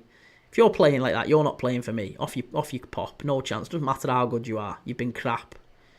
You might be our best two players on the pitch, but you've been crap. You're coming off. It's not the defence that will win the game. It's the attack. More likely saving legs. It'd be interesting to see what he says about that after the game. Yeah, be interesting to see. Captain Blick, thank you for the follow. Anthony, good to have you back. Matt Sells is quality. Has Richie done much? Probably not. Richie's missed... I would say he's missed one sitter and probably a half chance as well. He's not really got himself involved in the game all that much, and I really feel for Richarlison because again he was such a well liked player at Everton, and I think he's destined to go back there this summer. I really do. I think he's so desperate to go. He doesn't want to be at Spurs. He probably isn't loving life in London. He doesn't look like he's loving it there. And And yeah, his international career is kind of in the toilet as well. And you got to remember, this is a guy who was Brazil's number 9 when he went to Spurs. So I just wonder whether Everton might be up for the chance, for the bargain maybe. Go back and get him. Again, I know I said never go back, but when it comes to Everton, I have to encourage it because I think he might be the best forward they'd be able to attract this summer, and they might even be able to get him on loan. Here's Sarr, out to Tell. Great ball inside, that's unlucky. That's a really good play by Forest. Really, really good play by Forest. I'd happily have Richarlison back, says Corin. Richie missing a sitter, what a surprise. Mind your own, Tottenham getting battered everywhere they go. Corin, he wouldn't miss a sitter in an Everton jersey. No, he everything he seemed to hit at Everton, he seemed to get it. It was like, how many goals Richarlison scored at Everton where he'd swipe at it and it would bobble in? I can remember 5 to 10, just off the top of my head, 5 to 10 Everton goals that Richarlison scored. Tell, it was a wonderful touch by Tell. You're not getting a pen for that. It wasn't even Tell, it was Sarr. What was he doing there? What was Sarr doing so far forward? Be getting a nosebleed that far up the pitch. CDM, Pap Sarr in the box. Minimising the risk of injury to key centre-backs. Yeah, maybe. Richie's done okay since his return though. 3 goals and 1 assist in 10. I didn't think it was that good. You've educated me there, Nick Nack. I didn't think it was that good. I thought he'd been on a bit of a drought.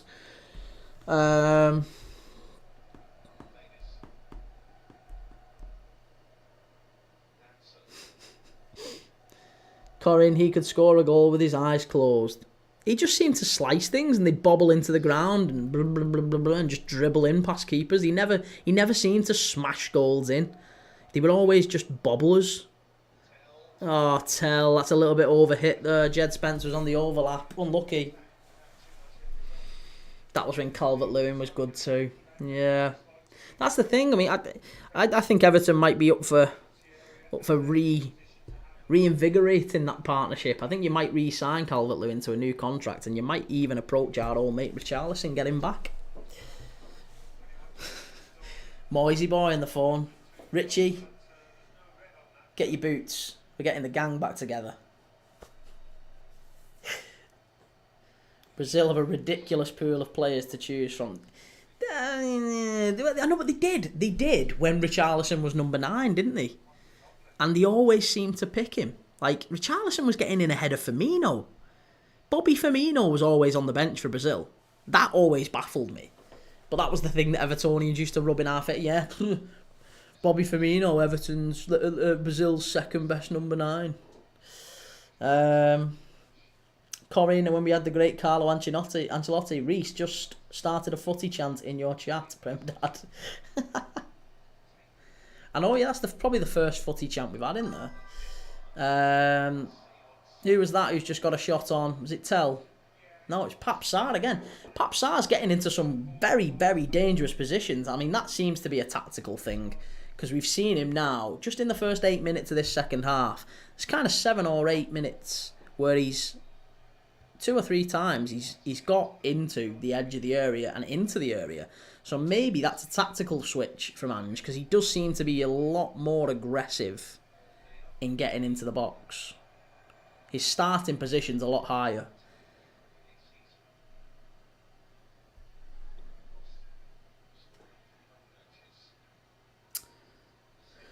Nick Nack, that includes January. 2 goals in January. Looks like he's had 2 returns. I'll let you off, mate. I'll let you off. It was still a good stat. I liked it.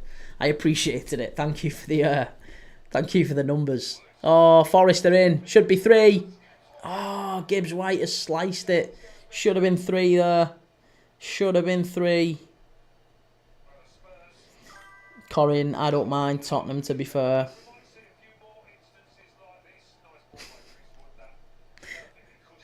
Lads, can we stop with the Tottenham chanting?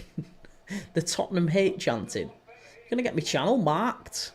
Just be a load of Spurs fans angry coming into the chat, thinking we're taking the mick out of him. Captain Blick, where did they get Johnson and Spence? I think that was Forest, wasn't it? I mean, they definitely got Brennan Johnson from Forest. Don't know about Spence. Papsar again with a shot from distance. I'm telling you, it's been 9 minutes. It's in 9 minutes and Papsar's already had 3 shots. They've told him get forward. They have told him to get forward.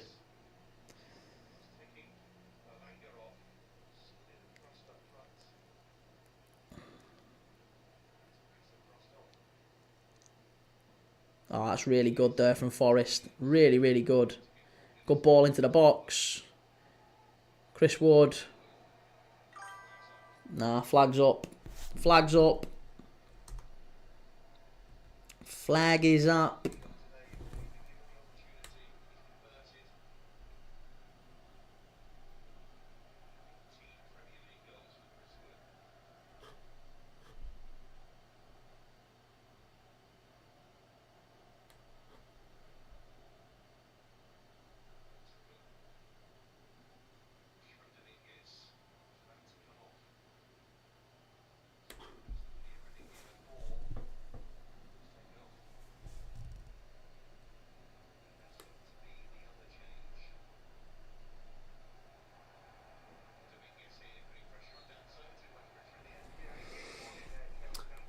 Corin, what are you doing tomorrow? You really need to rephrase that question when you ask it in future, you know.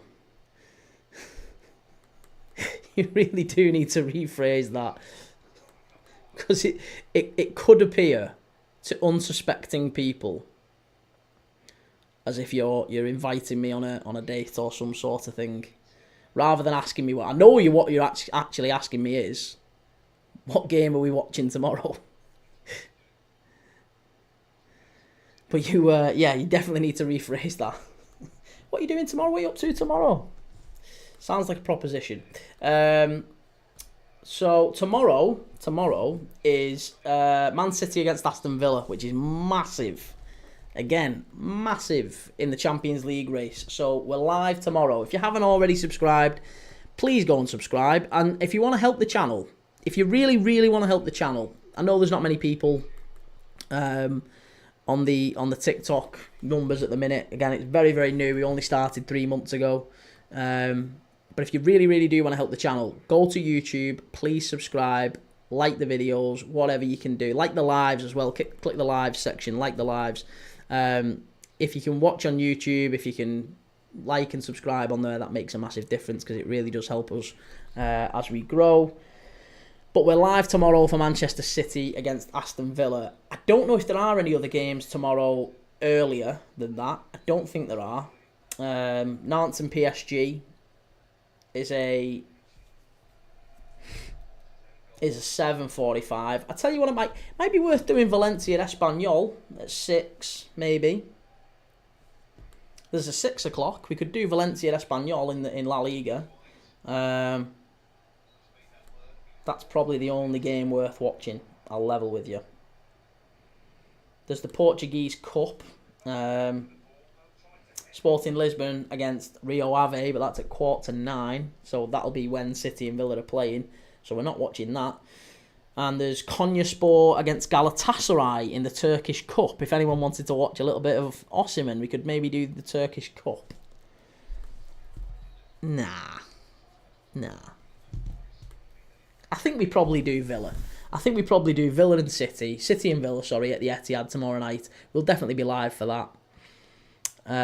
So we'll do a watch along for that one. And I'm torn. I might do Valencia against Espanyol. And we'll do a little scouting mission on Mamadashvili, because no doubt he'll be playing Valencia and Espanyol. Both of those sides are safe from relegation, you would imagine. Both of those sides not going to trouble the European places, so it's a bit of a dud in La Liga, Valencia one. It's not going to be a great game, but I'll see. I'll certainly make it. I'll make a decision, an executive decision. I'll put a post out tomorrow on the YouTube channel. I always put a post out before the game saying which ones I'm actually watching, sharing the schedule. So if you want to keep up to date with that, please go and subscribe, go and follow the YouTube channel, and I'll love you forever. But for now, we're watching Spurs get tanked. Absolutely tanked. It's been a mad game, this, hasn't it? Really mad game.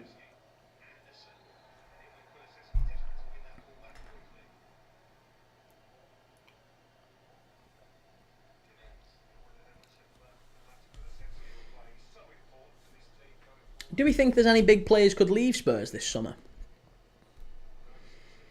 Kulusevski's one I'm looking at. I'm just thinking, Kulusevski is a player with undoubted talent, a player that, again, let's say Harry Kane had stayed with Spurs. I mean, I think it's fair to say that if Harry Kane had stayed with Spurs, they wouldn't be in the position that they are in. But let's say he had, and let's say they were. I think it's probably fair to say that this summer everyone would be saying, "There's no way Harry Kane stays there." And they almost have to win. They almost have to win the Europa League in order to get Champions League to keep Harry Kane. And what I'm getting at is, do we think there's any element of that with Spurs? Do we think that maybe Spurs might be at risk of losing some of their key players? Maybe the Romeros, maybe the Van der Vens, maybe the Kulusevskis, maybe the James Maddisons. I know there's a lot of people don't really get James Maddison. I think he's a bloody good midfielder. I think he's a really, really underrated midfielder. And his numbers are really, really good as well. He's pretty much averaged a goal and an assist every 2 games for Spurs. Pretty consistently. For a poor Spurs side as well. And I think if you put James Maddison in a better team, he'd be a much, much better player. Nick Nat, come on Spurs, all feels a bit too easy for Forest so far. This is it, they're not really putting him under any pressure. 60th minute of the game, 30 minutes to go. They've got to start stepping it up. Just quickening up the passing a little bit. Playing some one-touch stuff. It seems a bit pedestrian, doesn't it? Look at that. That's sloppy from Spurs. But when they quicken it up, they actually do get into some good positions. Corner to Spurs, there you go. Knick-knack, and this is a Forest side that Spurs were playing at the perfect time in terms of form. Yeah, can't think who would want them. Knick-knack, Spurs actually score more goals last season than they did last season, the season before with Kane in the side. I didn't know that. Is that true? Wow. Maybe that indicates there's a bit of an over-reliance on Kane, and maybe they're still going through that transition. Oh, it's one. How was that stayed out? It was cleared off the line. Spurs very, very nearly back in it. Would have been 2-1. That's a foul. Bentancur's just smashed through Hudson-Odoi. Toffolo has just cleared one off the line for Forest. Jesus, that, absolutely defied physics. Breaking the laws of physics to keep that one out. It was a flick on at the front post from Kulusevski. He's running away celebrating. Kulusevski is literally running away with his arms in the air. It's going in, and Toffolo with an overhead kick on the line to keep Forest 2-0 up. Goodness gracious me. If Spurs have all these great players, why are they so shit? Well, a lot of the time I think it's because they're injured, for one. Romero's been out a lot. Van der Ven's been out a lot. Kulusevski hasn't been out a lot. But I think when you're missing so many players in defence, I think the attacking players suffer quite a bit. Reece Gibbs White is a player, to be fair. Ben, hope Forest get a few more. Ben, let us know when you set up your I Hate Spurs channel. I'll make sure I don't subscribe.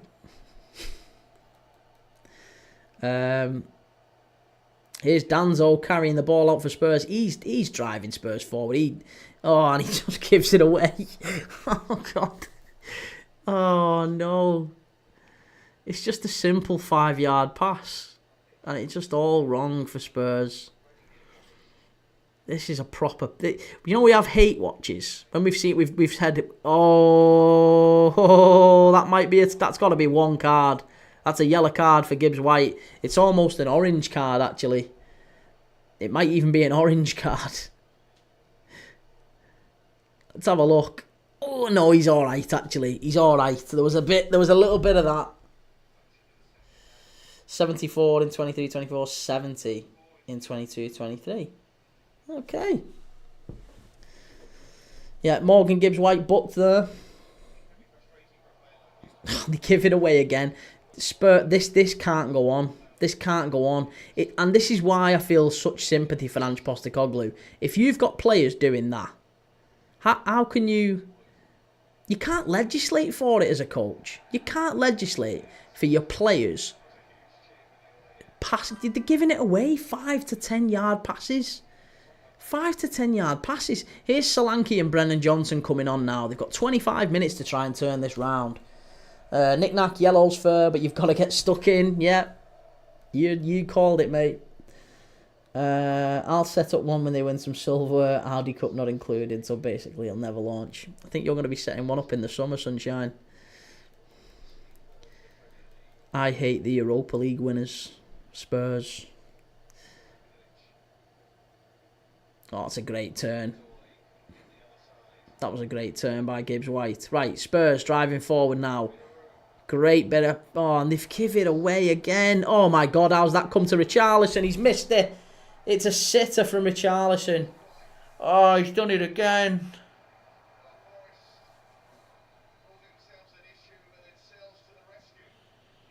I just feel sympathy for him now. I just feel sorry for him. I just feel sorry for him now.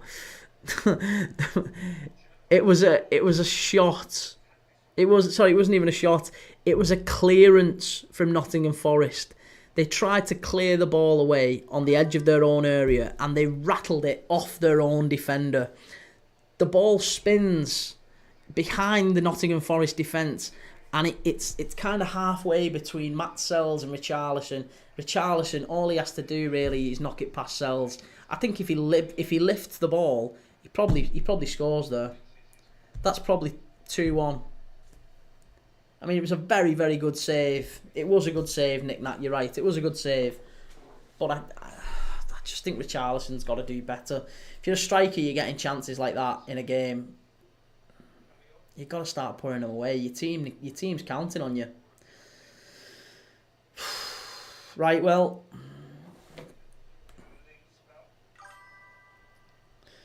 Spurs won't win that. Right, well, it's 25 minutes or so to go. 25 minutes or so to go.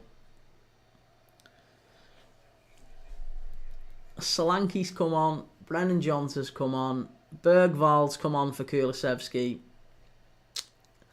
Do we think that Spurs can still turn this round? They are getting into some areas, let's be honest. They are getting into some areas, but I think realistically, for them to get a point in this, they're going to have to get one probably in the next 15 minutes. If they get one before 85, then they might have a chance. They need one in the next... They pass it straight out of play. They've passed it straight out of play. There you go. Since Chris Wood scored, Nottingham Forest haven't had a touch in the opposition box and they haven't had a shot on target. So since Chris Wood scored, Nottingham Forest have just gone, you're fine. There you go. You're fine. You keep it. Don't need it. You're all good. We're fine with that. Forest have been quite happy with them there.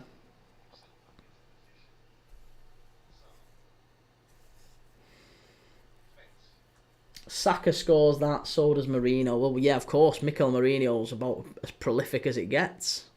Dan Marino. Great bit of play there by Brennan Johnson. Oh, not quick enough. Spurs need Ralph Rangnick's open heart surgery to their squad.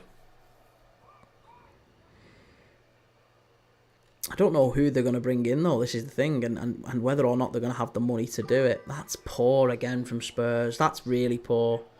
Here's Chris Wood. Oh, that's a foul. Does he give it? No foul. No foul. Not with passes like that, says Nick Nack. Forest are not that kind of team you want to go behind against. Yeah, I mean, yeah, if Forest decide they want a point, they're very, very good at protecting leads and protecting points, aren't they? Really difficult to score against. Mikel Merino, the new David Villa. He reminds me a little bit more of...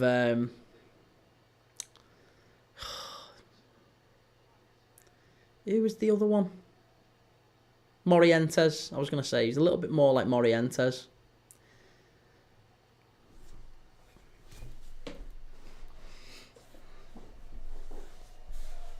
Sells, pumps it long. Here's Callum Hudson-Odoi.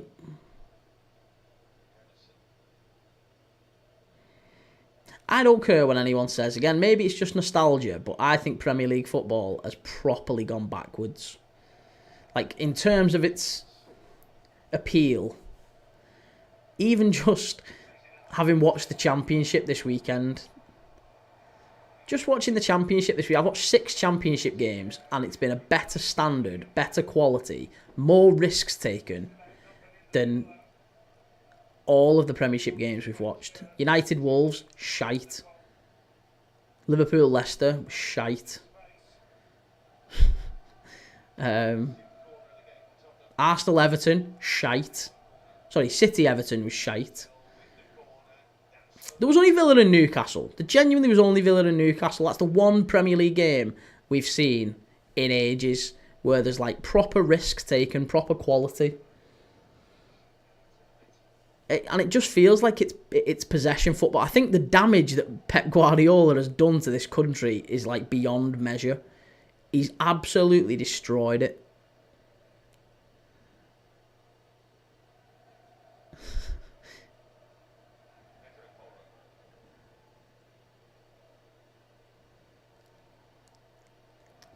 I was saying, Ben, honestly, I was saying the other day, Danzo with the shot just wide. Yeah, I was saying the other day, we went watching my nephew's.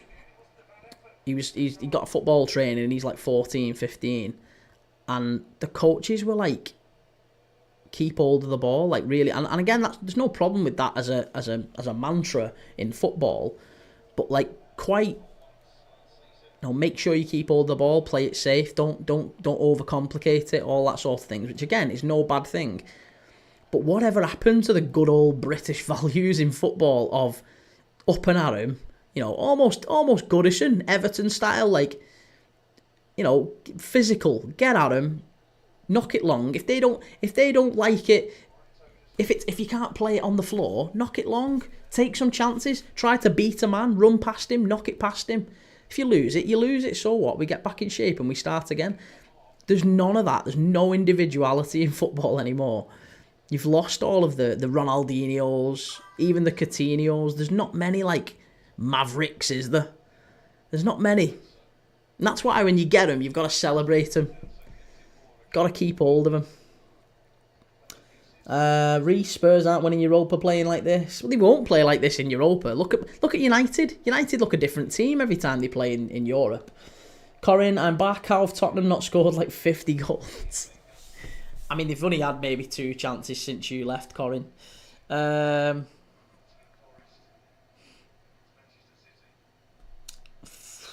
Knick-knack, it's all data-driven nowadays, though. That's why we don't see 30-yarders anymore. Well, I don't know if you saw this, Knick-knack, and again, I don't know how true it is, but allegedly, the Premier League are bringing in the Premier League ball for next year is set to have some Jabulani type features to encourage more long-distance shooting, some kind of aerodynamic whatever, in the same way that the Jabulani ball did have in the South Africa World Cup, and all the keepers were furious about it because people were shooting from 30 yards and a shot that was here ended up being here. It's that sort of a thing. So I just wonder whether or not there might be an element of truth to that, to encourage more long distance shooting, just to get that back into the league, because it has been on the decline for some time. Lots of possession football, as you say, data driven possession football, pass, keep hold of it.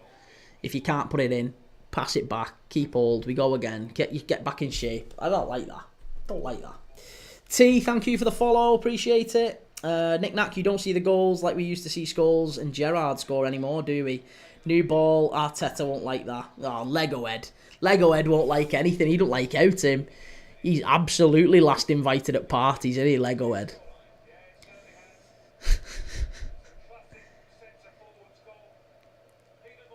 Right, last 15 minutes. Can we get something here?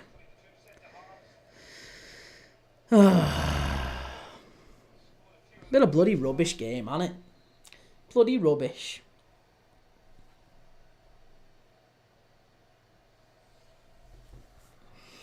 Chris Woodoff, Taiwo Awonyi coming on. Brody Mush, thank you for the follow. Appreciate it. And Matuma, thank you for the follow as well. Yeah, really appreciate that.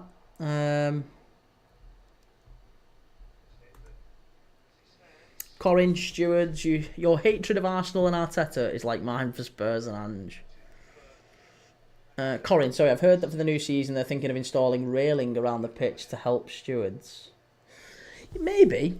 Yeah, maybe. I think the stewards are all getting replaced, sadly, at Premier League clubs. It's certainly happening at Manchester United. Goal kick to Forest. Yeah, they're all getting replaced. That's the really sad part of modern football as well. Manchester United sacking, stewards who've worked at the clubs for 35, 45 years, their entire life in some cases. Letting them go because there's cheaper staff elsewhere. Outsources. Sad. Ben, didn't you do a bit of stewarding, mate? Back in the day.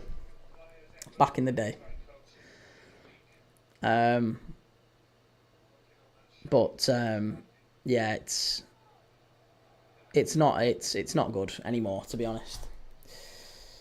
Nick Nack, does anyone hate Arteta more than the Arsenal fans themselves? Listen, Arsenal fans, do Arsenal fans hate Arteta? I don't think Arteta is even remotely hated by Arsenal fans. They seem to think he's the second coming. I think there were questions asked about him. It's a little bit like Ange. It is a little bit like Ange in that sense. I think if Mikel Arteta didn't have this Champions League run, I think there would be questions asked about him.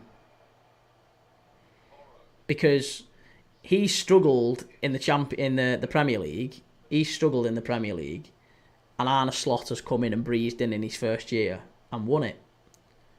He spent a lot of money. There was a lot of frustration with Mikel Arteta.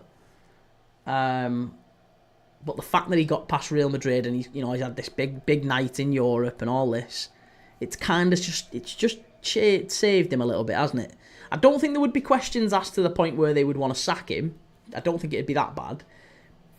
But there certainly was. If you watch any of the Arsenal fan channels before the Champions League game against Real Madrid, before all that, there was just a little bit of discontent, a little bit of a murmur that this is really bad, we've lost the title. Slot is the one that's won it. That's not good. He needs to do something next year. He needs to do something in the summer. And that was another reason why, when I heard that, I said, I can't remember what game it was, but about a month ago, maybe 6 to 8 weeks ago, before the international break it was, I said he's going around about Christmas. He will go. They'll start the season badly, same as Amorim. They'll start the season badly. They won't have the start that they want, and he'll go.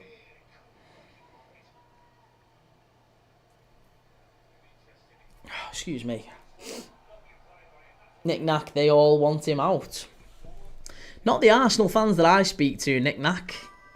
I could do with some of them Arsenal fans in the chat, to be honest. Corin, haven't they taken a season ticket off a fan who's been a holder for over 30 years? Yeah. It's rough with Man United. I don't like talking about Man United because I think what they're doing to the fans and the long suffering fans and the staff that's worked there and everything, it's not good. All for the sake of saving, like that, just that little, taking whatever it was, £40,000 off the ex-Man United players charity.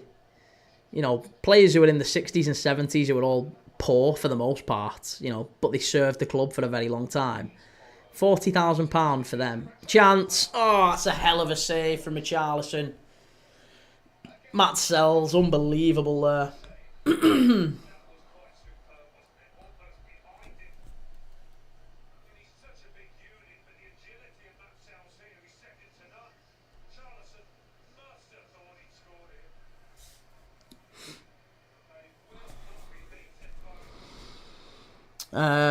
I agree. He's won nothing with this team. He won the FA Cup with them. Yeah, he won the FA Cup 6 years ago, didn't he?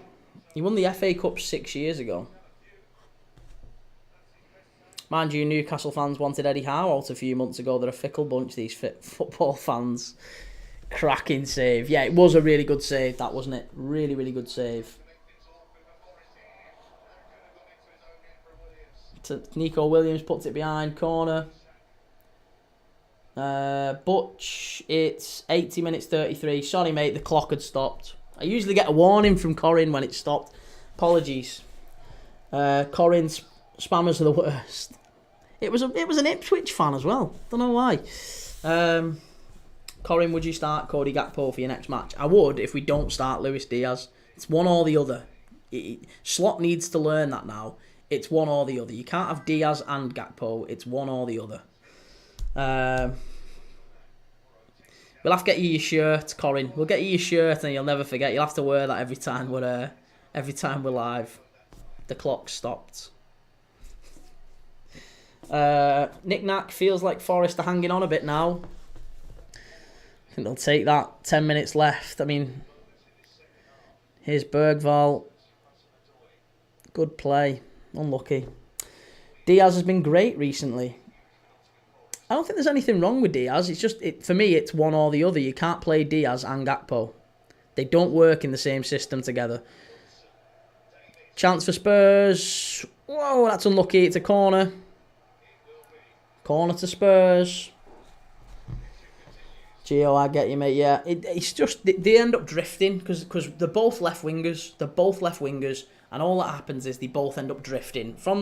If Diaz is in the centre, he drifts to the left. If Gakpo's in the centre, he drifts to the left. And all ends up is we end up with a vacuum in the middle with nobody in there. Porro with the ball in. Flicked on. Comes out to Bergvall. Hit that, lad. Good ball by Bergvall. He's a player in Bergvall. Cleared away by Forest. Green boy. Spurs are so shit. Gakpo and Diaz aren't good together. Yeah, you said it, Corin. Here's Matthijs Tel. Gets into the area. Spurs, chance. It's gone behind. Throw in. No, cleared away by Forest. I wouldn't have said that this would finish 2-0. I really did think we'd see another goal in this game. Although my prediction pre-game was 2-1 Forest. So maybe Spurs do pull one back. Maybe they do. Who knows? Let's see. Come on. Let's have just have a little bit of something. Let's have a little bit of a action in the last 10 minutes. It's been a drab second half, hasn't it? Anthony, imagine Gakpo and Diaz played at the same time in a game. That would be manic. They do all the time, Anthony. He starts them all the time, and every time they do, it's not manic. If anything, it's dreadful. They always end up making the same sort of runs. So, chance here, Tell has to. Oh, he sliced it. He sliced it and it's gone wide. Corin, my harmless comments can't come through. Dirty comments can come through, though. Right, here we go. Nuno Santo, as it stands, Forest are third. But still, by the way, third, but 3 points from Villa. There's 3 points separating third and 7th. 5 teams separated by 3 points, and only 3 of those 5 teams will get Champions League football. That is what we were here for at the start of the season. That sort of a finish. Forget the Premier League title race. Forget relegation. That's been sewn up since probably around Christmas time. All of that's been done. We knew that for some time. This is what we're here for in the end of the Premier League season. Playoff race still to be decided. Championship. Will Leeds or Burnley win the Championship? That's still to be decided. And who wins the Champions League here? Who wins? Well, who wins the Champions League? Yeah, who wins the Europa League? But who qualifies for them next season?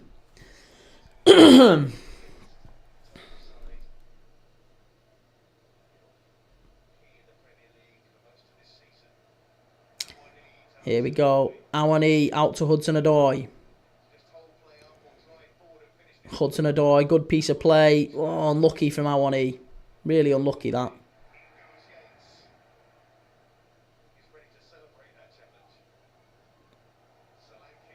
I tell you what, they've been very good, Forest. They have. They've been very, very good. That was really good play. Really, really good play. Really smart.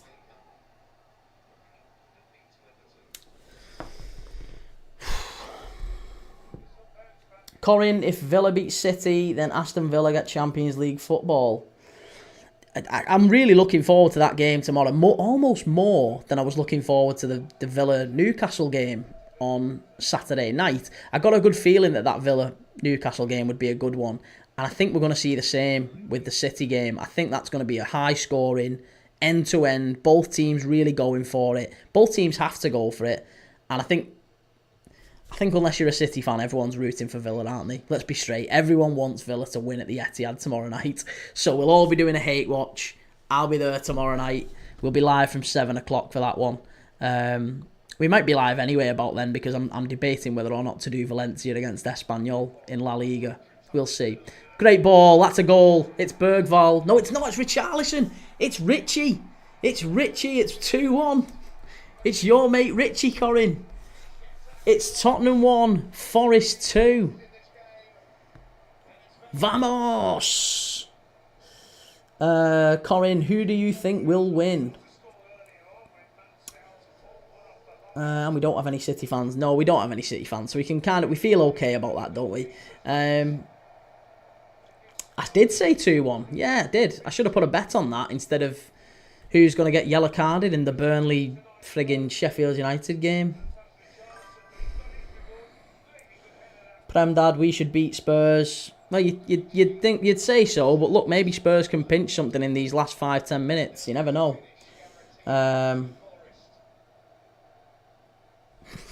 It's a good finish. Back in it. I've turned the telly off now. Yeah, they're back in it. Richarlison scored. There's 5 minutes left to run. Can Spurs turn it round? You said 4-1 Spurs. No. That's a 2-1 Forest. That was my prediction, and I'm sticking with it.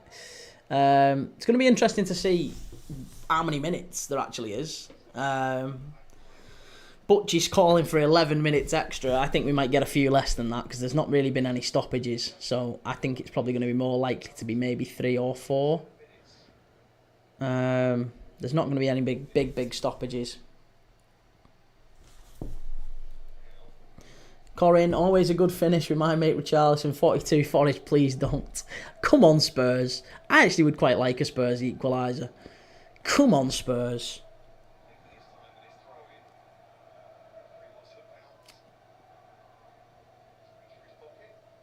Nothing wrong with that one. Spurs nick it back and they're on the counter. Here's Bergval. Yates drags him down. That's a yellow card, ref. That's a yellow card. Come on. Come on. Yes, thank you, sir. Thank you, sir. Corin, if Spurs equalise. I know, Spurs equalise. The roof is coming off here. The roof is coming off. Yellow for Yates. Yeah, that's yellow for Ryan Yates is literally, you can put your house on that every week. 9 yellow cards. Is that just since January? You can put your house on Ryan Yates every single week for a yellow card. He's nailed on for it. He's the most absolute dirt box going every single week. Kicking, fouling, pinching, pulling, all of that. Danzo out to Porro. Back to Danzo, 89th minute. We're approaching the final 60 seconds of normal time. Get at him, Tell. Hit it. Oh, unlucky. Oh, you Fruit Loop. What did you do that for? Ben Davis then decided to hit that from 35, maybe 40 yards out. 40 yards out on his weaker left foot on the volley. Some players are brain dead, aren't they? Some players are absolutely brain dead. Why would you do that? Why? Why would you do it? 42 plus 1 added ref. 42, yeah, just the one. Just the one. Edward, you okay, mate? Here we go. Long ball. Danzo knocks it back up the pitch. How many minutes? How many minutes? How many minutes do we get? Come on. It's 6. No, 5. 5 minutes. 5 minutes. Yeah, I do, Edward, yeah. It's 5 minutes. 5 minutes of added on time. Richarlison. Back to Bentancur. 5 minutes. Come on, Spuds. Come on, you Spuds. Richarlison. Oh, unlucky. Long balls. He's done. Oh, he's give a free kick for that. He's give a free kick for that. He's a rat, that ref. He's an absolute rat.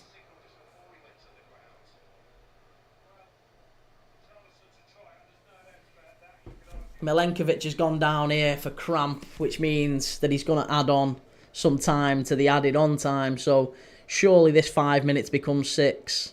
We're already a minute into it, and Milenkovic has been down 30 seconds, so surely that becomes 6. And Ramon Sosa is about to come on as well for Forest. Couple of changes for him just to slow things down, and Sells is booked. There you go, Sells is booked for time wasting. Add another minute onto that. Add another minute onto that. Get him booked. Do you know what? I'm telling you they should do that. Bring that in. Bring that rule in for next season. If a goalkeeper gets caught time wasting, don't book him, give a corner. Don't book him, give a corner. I'm telling you that's what you should do. How was this ref just give a free kick to Forest for that? You fool.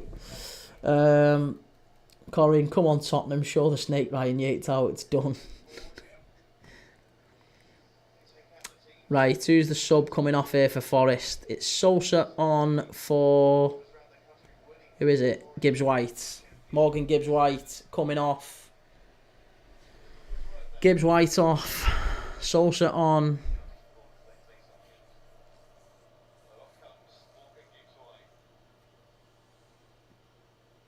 Ramon Sosa.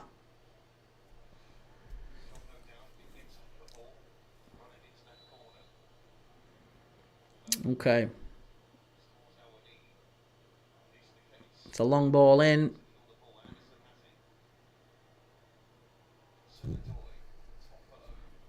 That's good play.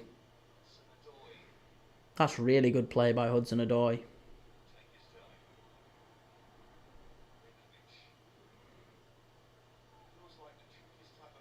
Oh, I tell you what, it's very nearly a chance there for Forest. Right, here we go. Spurs fans up for this. Go on, Bergval. Drive forward. Drive forward. Get after him, lad. Here's Porro. Out to Johnson. That's a foul. And a yellow card, sir. Must be a yellow card for Toffolo. Yeah, there you go. Yellow, yellow, yellow. Cato. Thank you for the follow. Here we go. Listen. Shh. Stop with that. Stop with that fighting. Come on, let's get back on. Let's get back into the game. Toffolo just absolutely wiped out Brennan Johnson. It's coming this, I'm telling you. There's going to be an equaliser here. They're going to pinch something. Come on, Spurs. Come on, Spurs. It's not been a bad game, this. Oh, it's been alright, hasn't it? These last sort of 20 minutes or so just picked up a bit. There's Forest fans here just like literally just head in hands. They know it's coming. You can tell. You can feel it in the stadium. Come on. Ball into the box. All the Spurs players are forward. Big chance here if they get this right. It's whipped in. Flick on. Goes to the far post. Hit it, Tell. Hit it. Gets it wrong. All the way back out. Tell's got to get it. Nah, it's a good piece of play by Nico Williams, actually. He just pumps it long.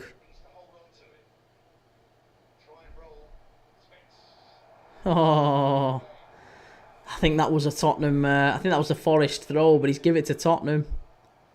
Danzo, here we go. 30 seconds left of added time. I'm sure they'll add some more on. given the time wasting we've seen, given the injury that we've seen. That's a foul.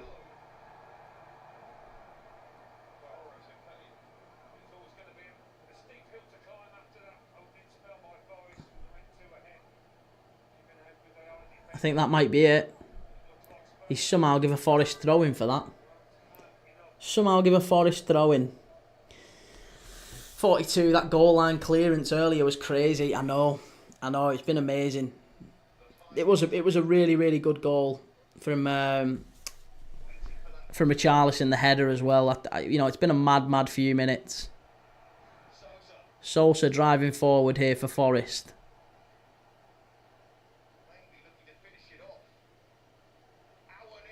Oh my God. Awani, Forest going to take it into the corner here now. It's going to be tough to get it off Awani. He's a big boy. And it's a free kick to Forest. Well won there for Awani. I think that might be it now. 95-37 on the clock. I think that might be it. I'm afraid.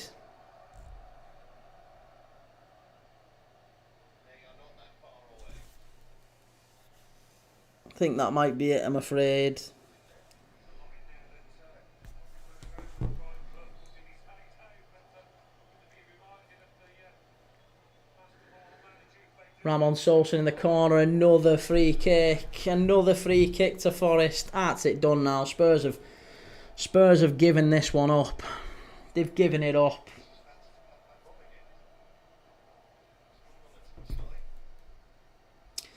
Right. I think we're in seconds remaining here. Corner. Nah, it's done. It's full time. It's all done and dusted. There you go. Game over. Tottenham 1, Forest 2. Forest back into the top 5. What a night. What an unbelievable night that is. And what an unbelievable day of football we've had. Starting off earlier today with Plymouth beating Coventry. Hell of a performance from Plymouth. And then Burnley and Leeds United securing promotion to the Premier League and the Championship. And now Nottingham Forest beating Spurs. It was a poor start to the game from Spurs. They were 2-0 down very, very quickly. Should have been 3-0 down, really. Just a mad game from Spurs, really. Poor performance. I'm sure they will be looking now at next week's game against Liverpool with a bit more dread. Because going to Anfield off the back of this performance is not what you want to see. But hey, listen, I'm going to wrap up for the night because I think that's us done for today. We've had a hell of a long day of streaming. And we are back tomorrow. We're back tomorrow. We might do the early game, Valencia against Espanyol at 6 o'clock. And then the big one tomorrow night. If you can't make Valencia or Espanyol, if you don't fancy watching a bit of a La Liga with your tea maybe tomorrow night, Espanyol and Valencia will be a good one to watch.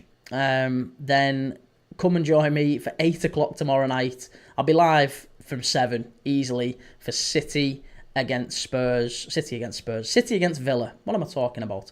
City against Villa. We will be live. That's a really, really big one. Again, in the race for the top 5 and Champions League qualification next season. So stick with me.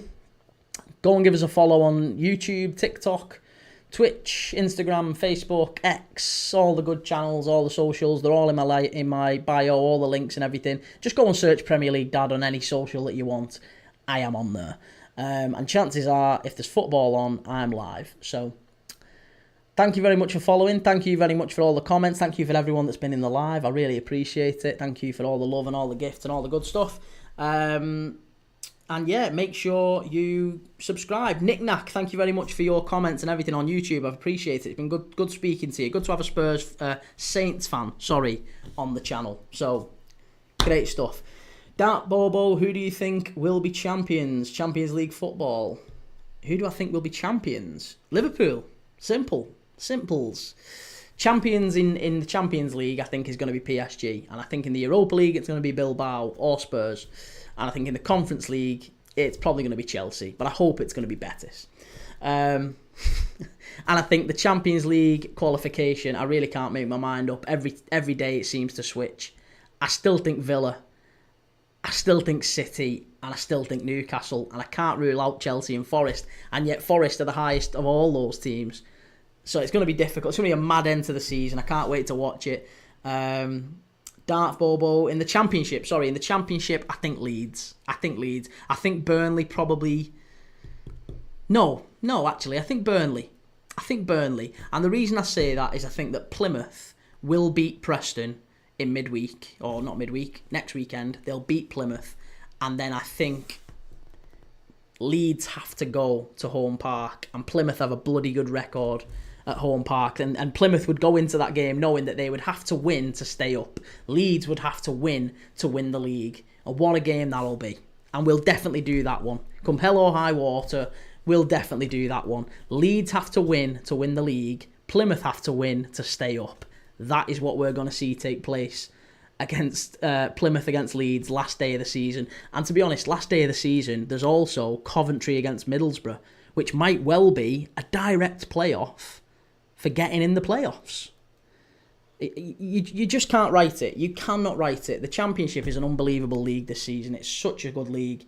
And I've really enjoyed watching it these last few days. So we're going to do more of them, I guarantee it. It's Premier League Dad, the channel, but we watch all sorts of football. We watch La Liga. We're going to do the Coppa Italia on Wednesday. We're going to watch Inter Milan against AC Milan, the Coppa Italia semi-final. So we'll be there for that on Wednesday night. Yeah, so listen, thanks everyone for watching. Really appreciate it. I'm going to wrap up for the night, and I will see you all tomorrow. Take it.